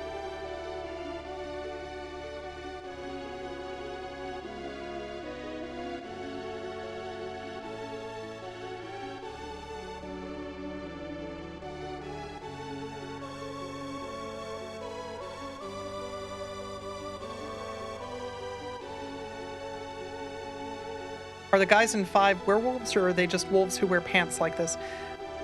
I swear at some point they're called werewolves.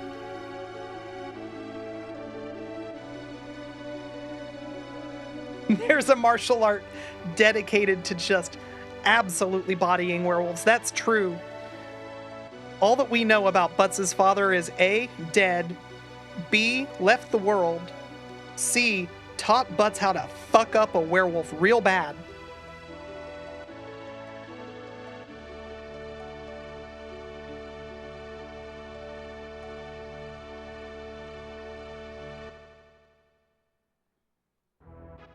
All right, so normally we go and we read this letter, but I'm not going to do that. We've now set the bit in memory that says, hey, you've done the aria successfully. What's really interesting is if you screw up the opera after the aria has been done successfully, the letter spawns in a different place. I really want 2 letters to be spawned for reasons that will become clear later.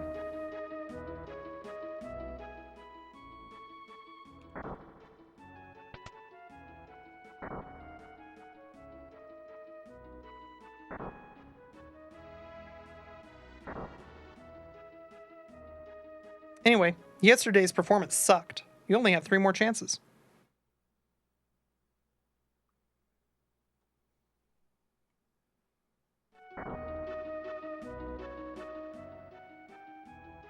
Uh-oh.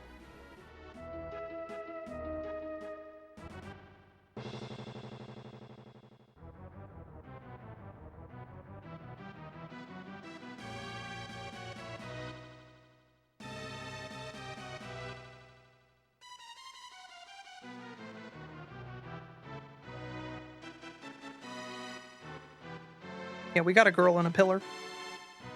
It's a pillar girl.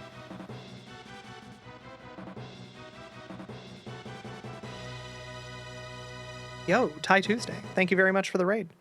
Hey everybody, I'm just about to the hard part of the new stuff that I need to do. So, welcome in.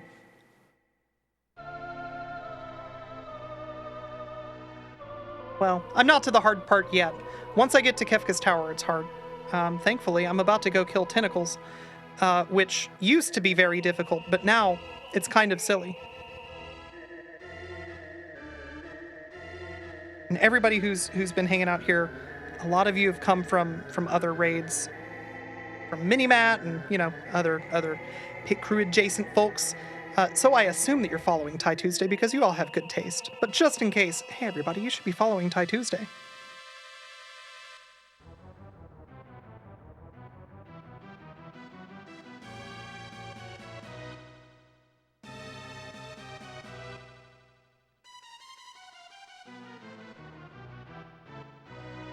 Yeah, Minimat, I think that you're going to really enjoy. Anyway, Celis is about to be killed.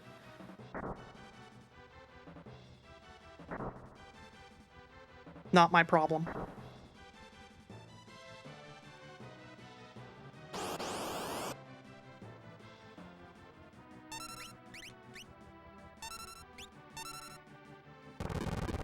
Who's Celis? You only know Kutan and the door? Fair point.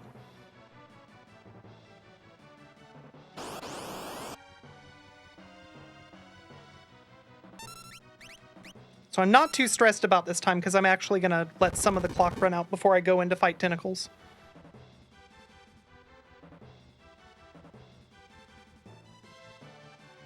So I am about to want to have the clock run out twice.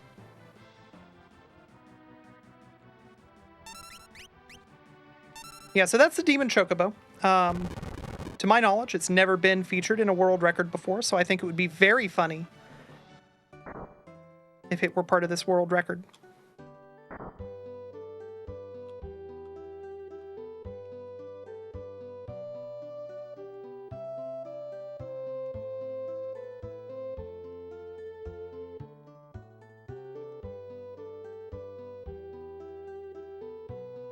So I'm about to say the word jump scare a couple times, and most people hear that and they think, you're talking about a loud noise, scary flashing image. None of that's going to happen. It's just, it'll make sense. We are about to have a couple of game over jump scares. They are very funny. No loud noises, no scary images, anything like that. Just, you know, game overs. So chat, how's it going?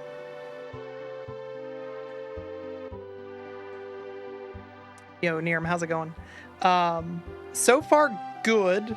I have tried out Nyako's movement, and I think I might be a little bit more consistent with it, and I have 2 steps to spare, so I think I'm going to use that.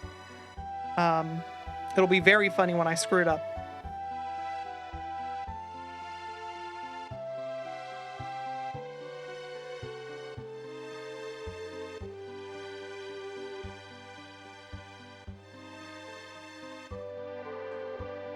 Glad I managed to save the run after those goofs at the opera. Yeah, I mean, it was really embarrassing how I messed it up. You would think that by now I would know the lyrics, but, you know, sometimes you forget.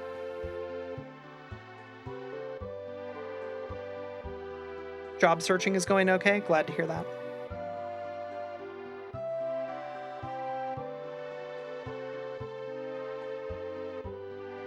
Sabletoothed, welcome in. Yeah.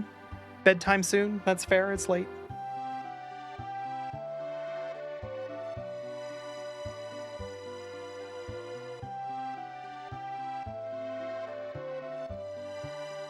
So there is a difficult bit of movement with a backup strat if I botch it. It is very easy to botch. So you're going to see me hopefully just dart directly down into the basement. And if I don't, then you're going to see me do a backup and then I'll slowly walk into the basement. Both are fine.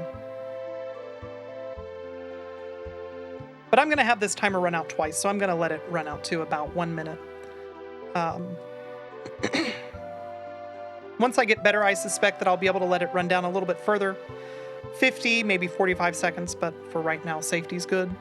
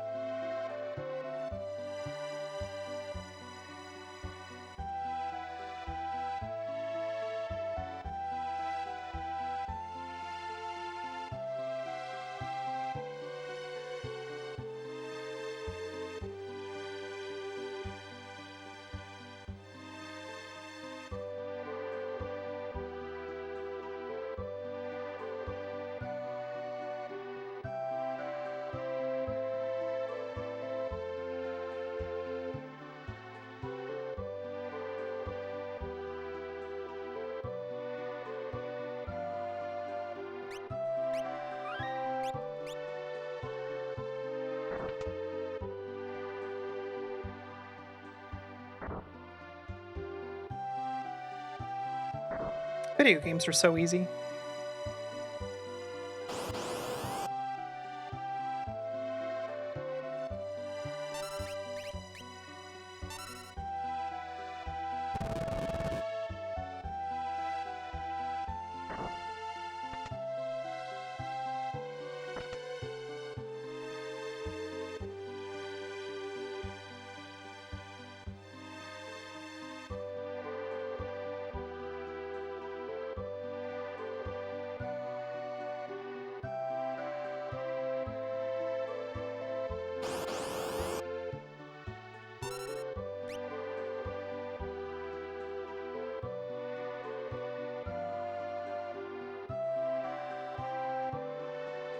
This fight's cool. Just, you show them your items, and they go, oh, that's neat.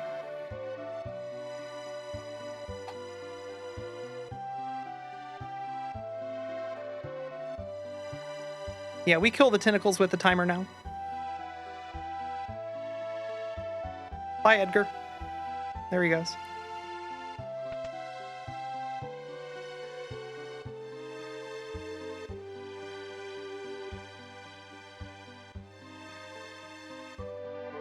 Anyway.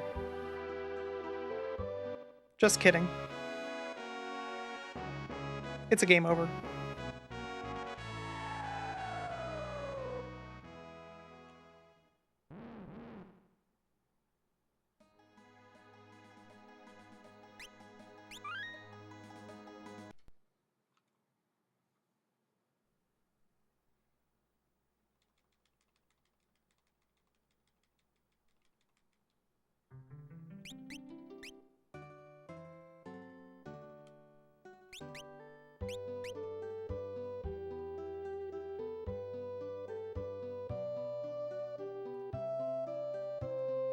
So pulling this file up where I just saved from after having beaten the tentacles creates a really weird inconsistent state in the game where the timer's still running, it will run out, and it will just immediately pull me to where I drop that save.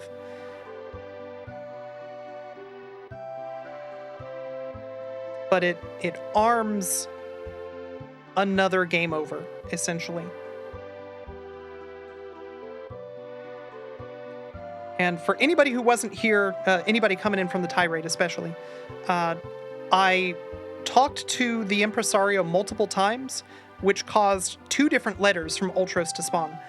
This is very important. I'm going to make use of that in just a moment. Anyway, we're here now. Just kidding. It's a game over. What a cool video game.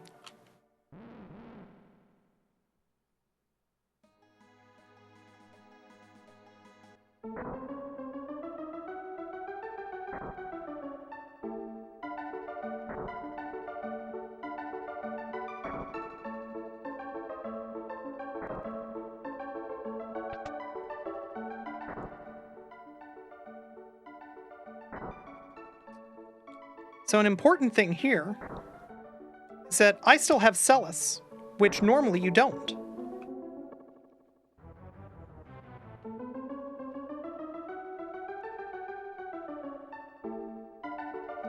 This is important because it prevents a softlock. Anyway, that other Celis is about to get flattened. Sucks to be her.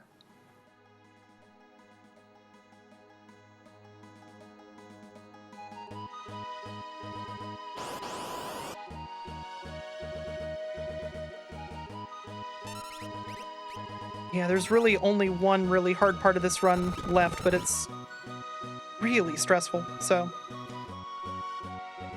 Coming up, we're going to do some really cool movement in Kefka's Tower.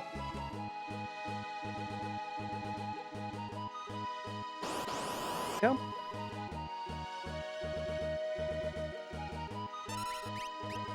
And it's going to let us warp around a little bit.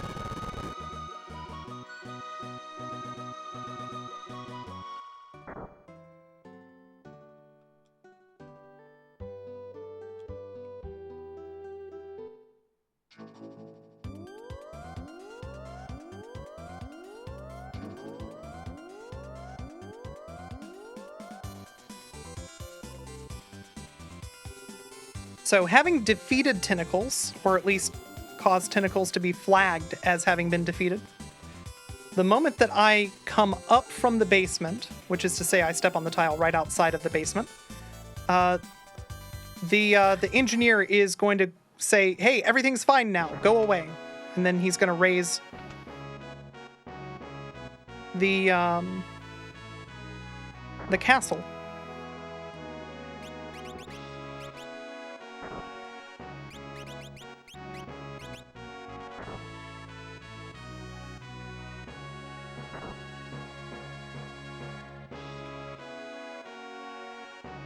But because I just defeated the tentacles, well, the castle has to be raised in the world of ruin. That's where you go next.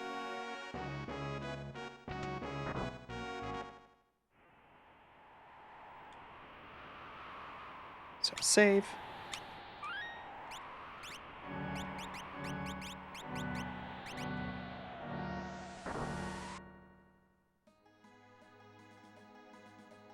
So it turns out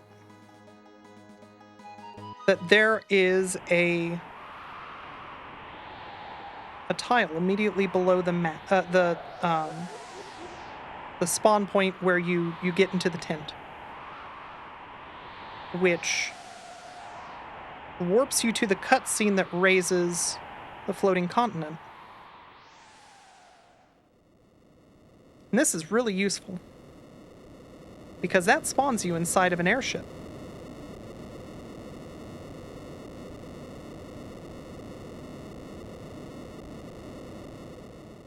Now, there's this really old glitch that for a very long time was not useful in speedrunning, called the airship glitch, where you save the game, you get to the point where you get an airship, you get into this cutscene, and you get a game over.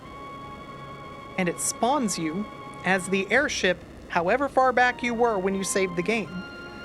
It was a really neat novelty. You could go all over the world and softlock yourself. I just saved the game in the world of ruin, and the only thing that I care about is getting to Kefka's tower.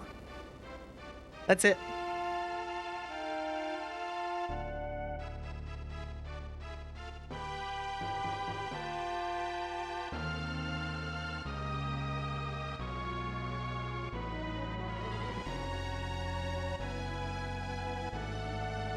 I missed a chat message. You think a lot of people like to cry that this is badly programmed, but you find that to be lazy. Yeah, it is a miracle, a modern miracle, that this software runs this well on a system with, I think, 128K of RAM. I think that might be overshooting it. I think it's less. I forget the exact amount of RAM, and a CPU that's less than 4 megahertz. It's difficult in 2025 to really wrap your head around what it means to be slower than 4 megahertz.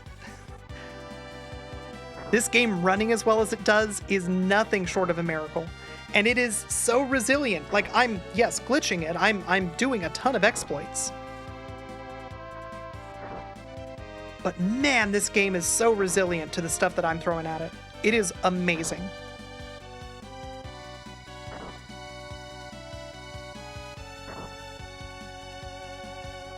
Moogles? Yeah. Yeah, that's Setzer and Realm, obviously.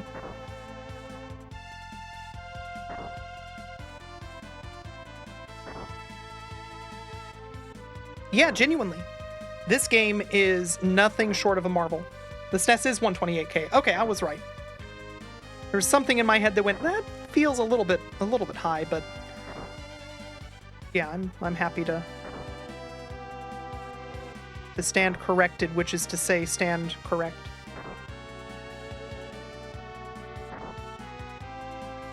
All right, we are just north of a minute left.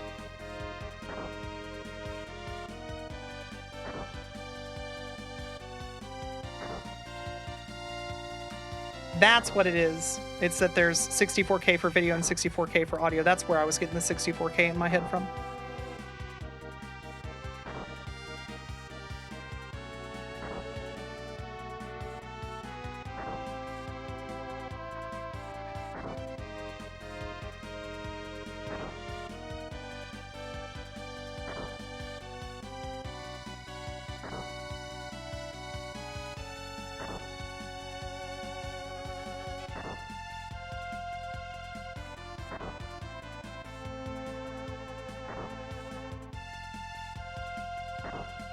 Running programming on a 4.7 megahertz 8088 CPU. I never had that line of Intel CPUs. My first Intel machine was a 8486 SX with 4 megs of RAM.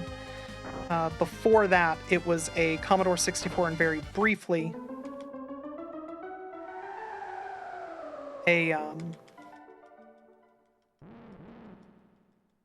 an Amiga.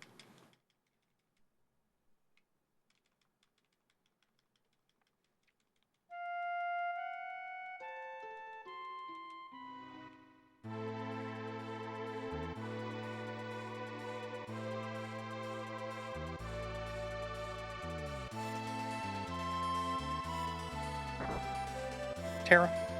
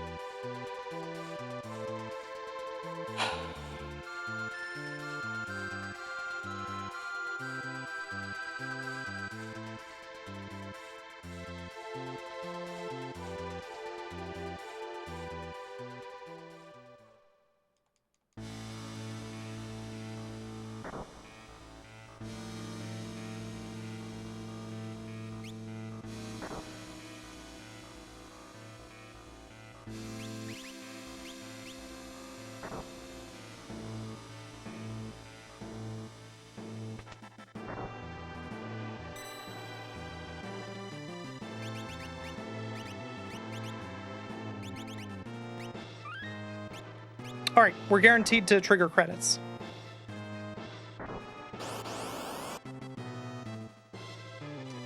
Probably gonna game over here.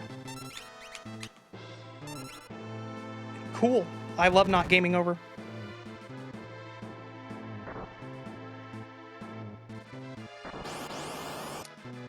It's the other one I have to live through.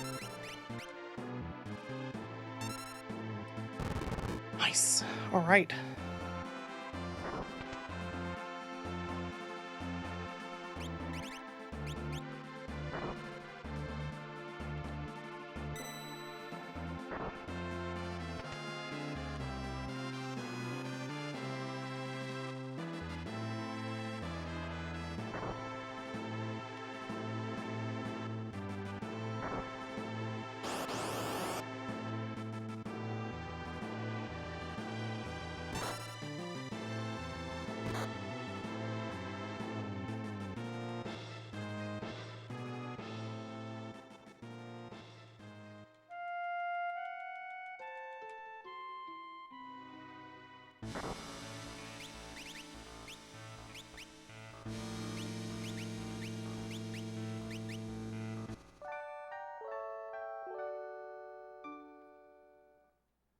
That's not new. That was on purpose.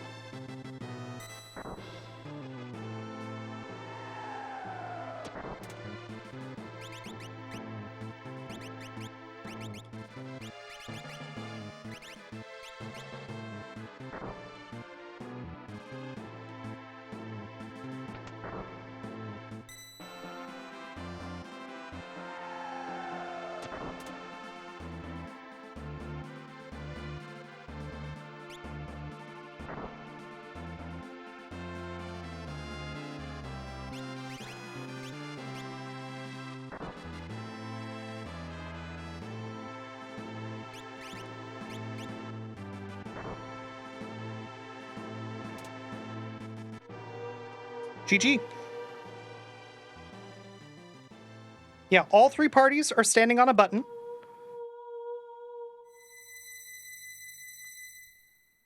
Which means that you've solved all the puzzles and it's time to fight Kefka.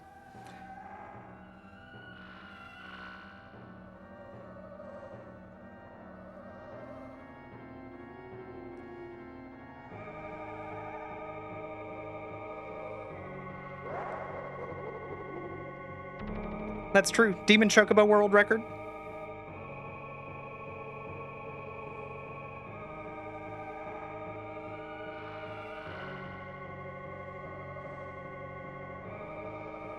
You can't read Chocobo? Timer's less than a minute. We're stuck in a cutscene, so it doesn't matter. So this cutscene is going to play out completely until it's time to fight Kefka. At which point the cutscene will wrench us away, it'll take control, and it will try to play the cutscene that plays immediately before we get a game over from the opera. The way that the Kefka fight is programmed, if you leave the fight for any reason other than having been defeated, an annihilation, then it's programmed to interrupt anything else and say, wait, no, you just beat the game. Congratulations, I'm going to roll credits now.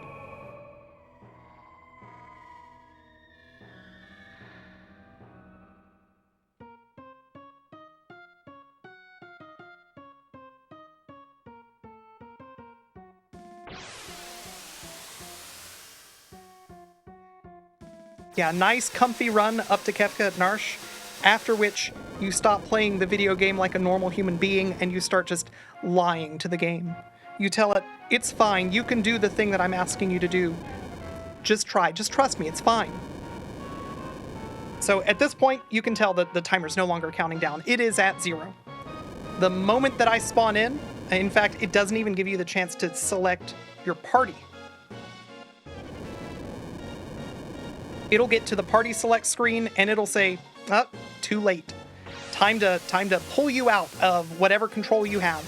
So Sabin's gonna jump in, stare Kefka down, and then immediately walk away because he won the fight.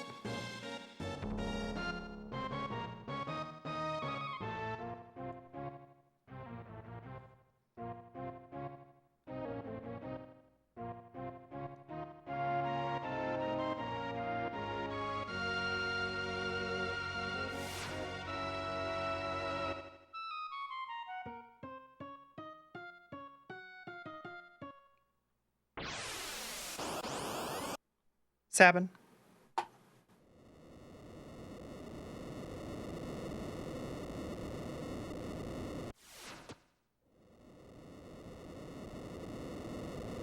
There we go. New world record. 2:28:57.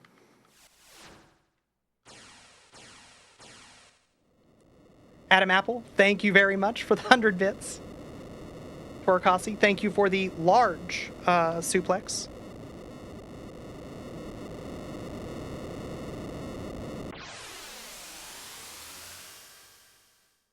Thank you, everybody, for the GGs.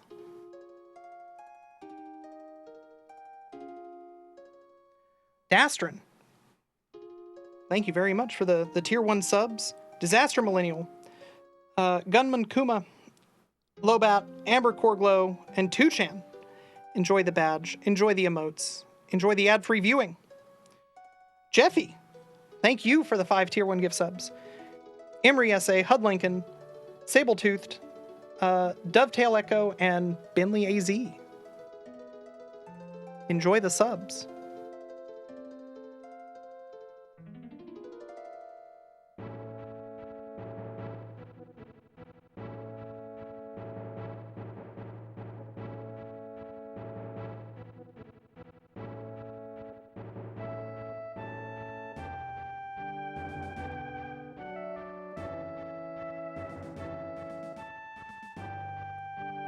This game can be beaten in 2.5 hours would have been an incredible statement in 1994. Yeah. Nir, thank you, and Nyako, and Eddie so much for the work that you've put in. For those of you who don't know, Nirm is the person who's been putting together the route documents, getting notes put together. Nirm is the reason that this run is learnable at all. Without Nirm, this route would not exist and this run would not have happened. And likewise, without especially Eddie's work. Eddie is just amazing. Truly, truly an expert at Final Fantasy VI.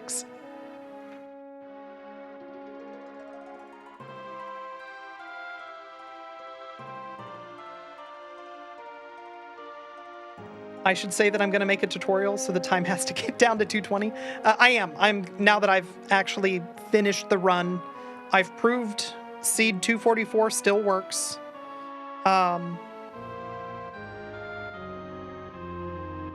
Probably Monday is when I'm going to see if I can't get just a well-paced run finished so that there's enough time for voiceover. And yeah, it'll be the same deal. This time all of the stuff that I was doing previously is still going to apply. So it's not going to take anywhere near as long for me to be done with that tutorial. It'll just be a matter of some VO recording.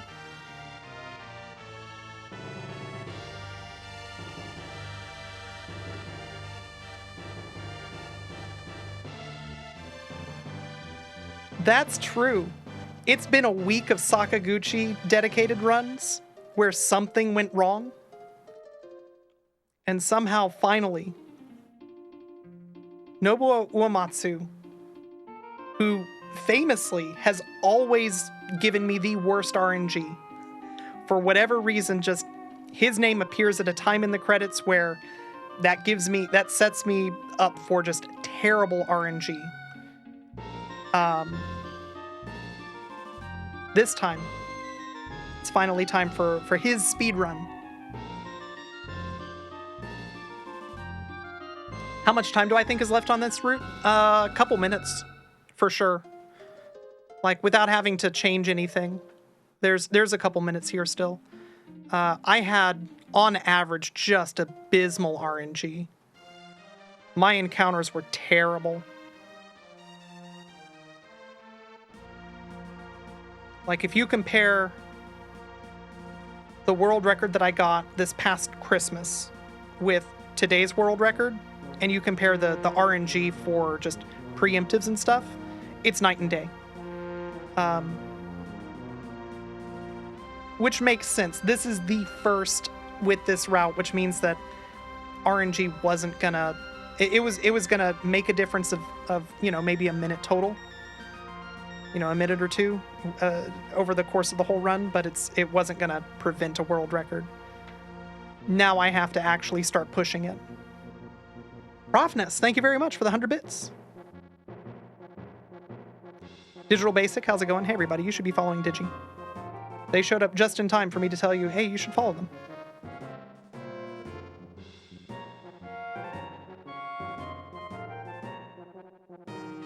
Not gonna lie, you had a fear that this route was slower than what we had?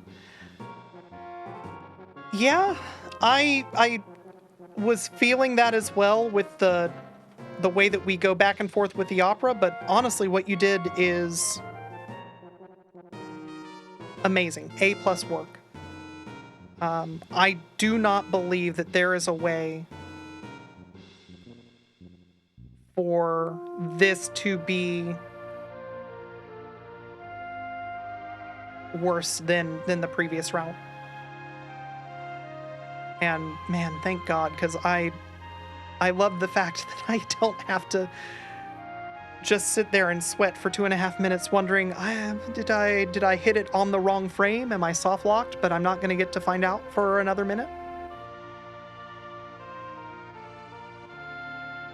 Yeah, only 2 encounters in Kefka's Tower. As long as you stay on the step route, this run is so clean.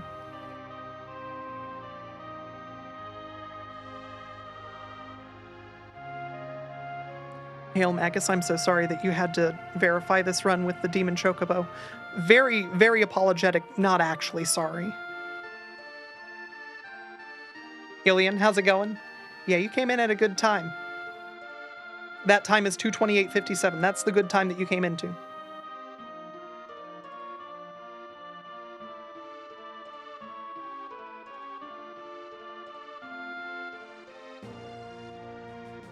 That's true. The Demon Chocobo means that I'm gonna always have a 20-second green split.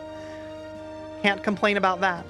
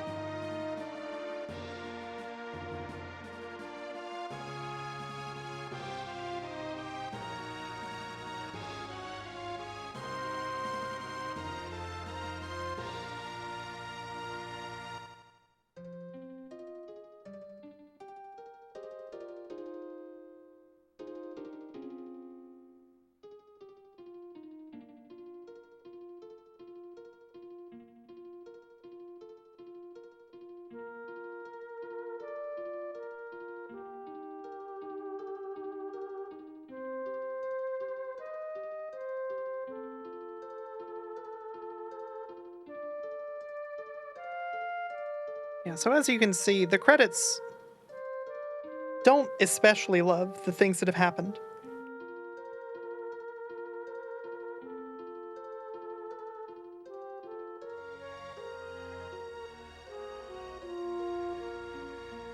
Profness, remind me of that after the credits play out, yeah.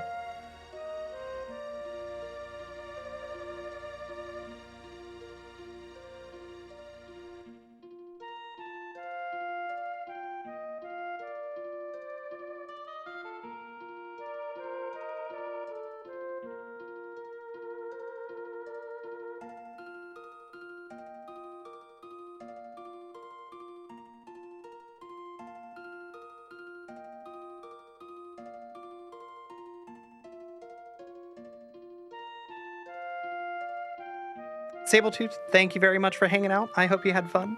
Thank you for the GG.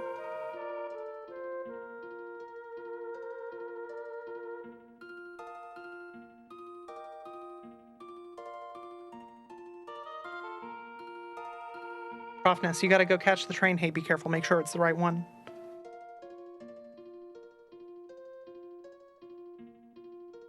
Somnus, thank you very much for the GG.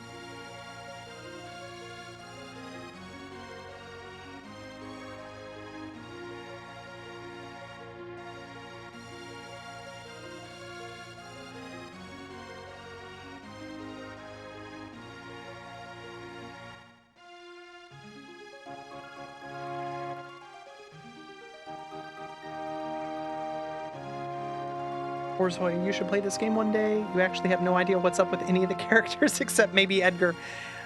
It's a really good game. Final Fantasies, certainly, on the NES and Super NES, I think struck a really good balance of presenting a compelling story while not taking themselves too seriously. And in terms of tone, you know, they'll some of them are more serious, some of them are less serious. But I think that they all strike a really good balance for the story that each individual one is telling. I would recommend nowadays that you play either the GBA version with the Super Nintendo, the sound fix patch, basically. There's the GBA version, the music and sound effects are very tinny by default, but there's a patch to fix that. Or Pixel Remaster, both of which are meant to be much better than the Super Nintendo if you're not looking to indulge in glitches.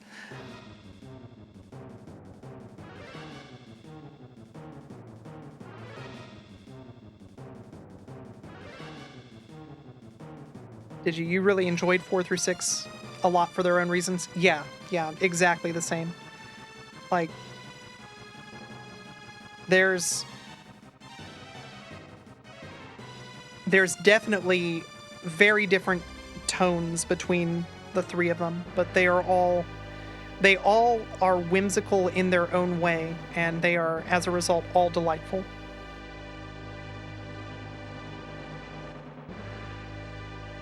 You were wondering, for games with playable credit sequences, when does a speedrun end?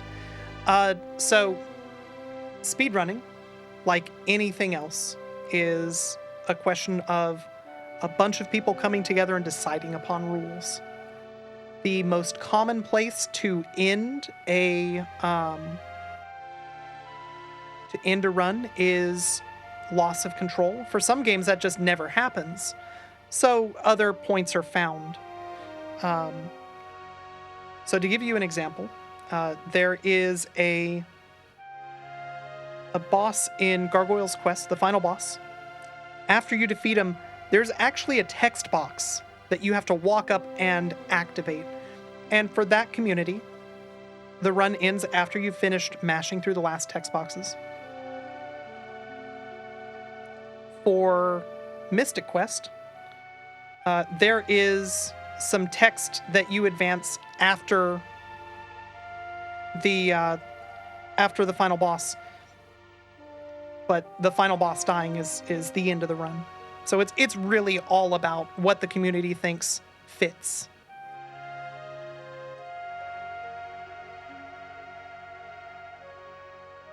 Yeah, TASs are going to be from power on until final input, and for that reason, TASs often set up really intricate machines if they're able to make it so that they have to input way less stuff and just have things finish and play out automatically. And it's always really cool to see how people set those off.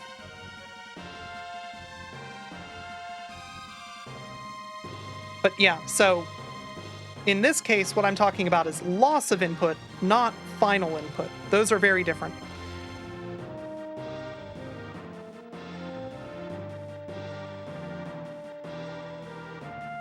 Earthbound and Mother 2 is a fun example because one uses SDA and the other uses JRTA.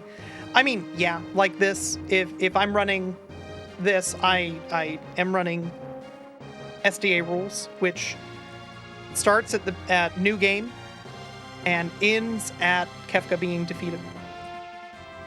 If I was running JRTA, the timer would still be running, and we would be waiting until the point where we see that. Presumably, where the credits freeze is where this would stop. Typically, you go until game over is shown on screen, but I'm not sure how JRTA handles this specific one. Oh, JRTA, this run's just illegal. Fair enough. I was assuming since we had some Japanese runs that they were doing something approaching JRTA. I guess they're running SDA rules.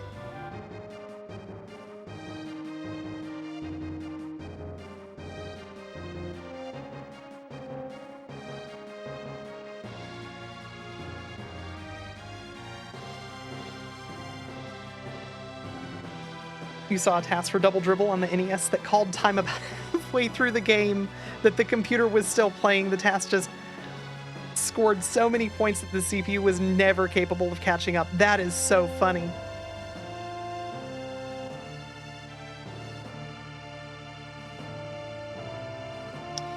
The music doesn't finish. Crystal Theme is supposed to play after this song, and it never plays.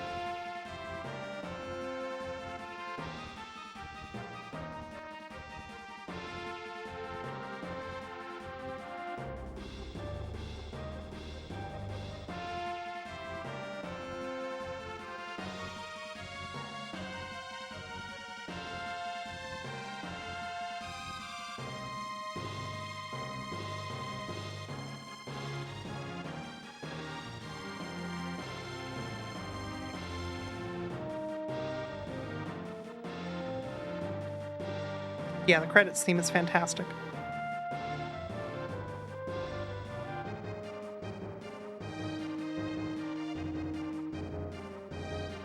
Almost makes me forgive the fact that prologue is held back from the player until the very end of the game after you beat it.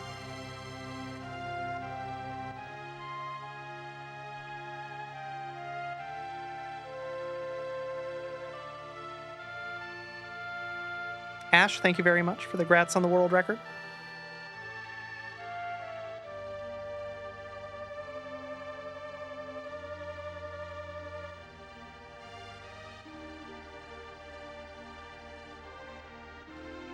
I am not sure what it is that stops the credits where they stop. It's not because Setzer is unnamed.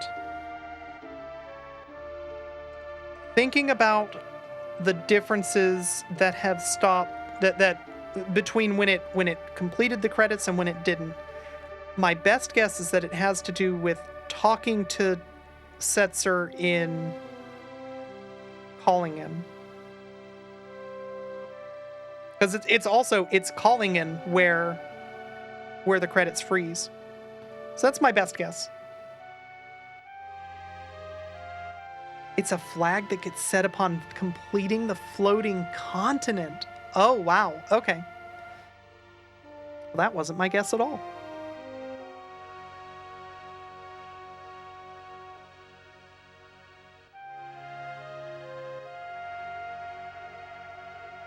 Yeah, the high-res airship is really cool. I like it a lot.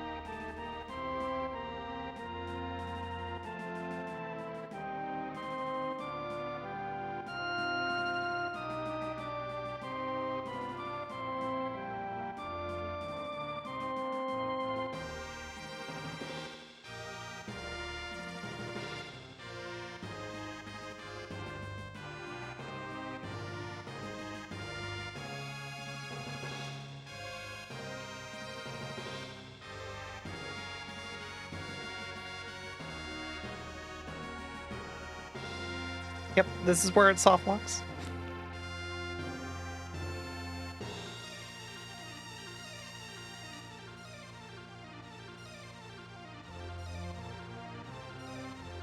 I love the fact that we've got one of the Moogles, I don't know which one, just hanging out. It's chilling.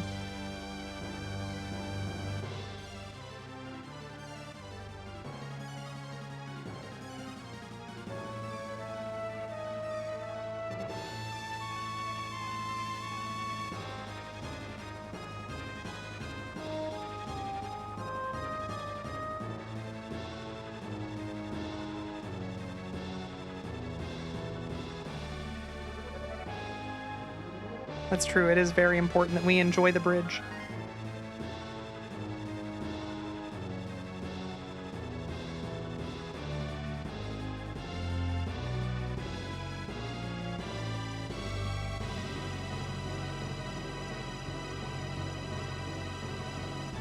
Yeah, with the new route, I don't know if the old man pokes his head in. Usually he does it by now.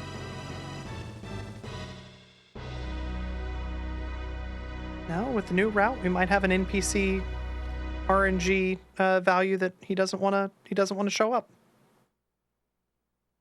All right, 228.57. I don't think this one's going to last very long.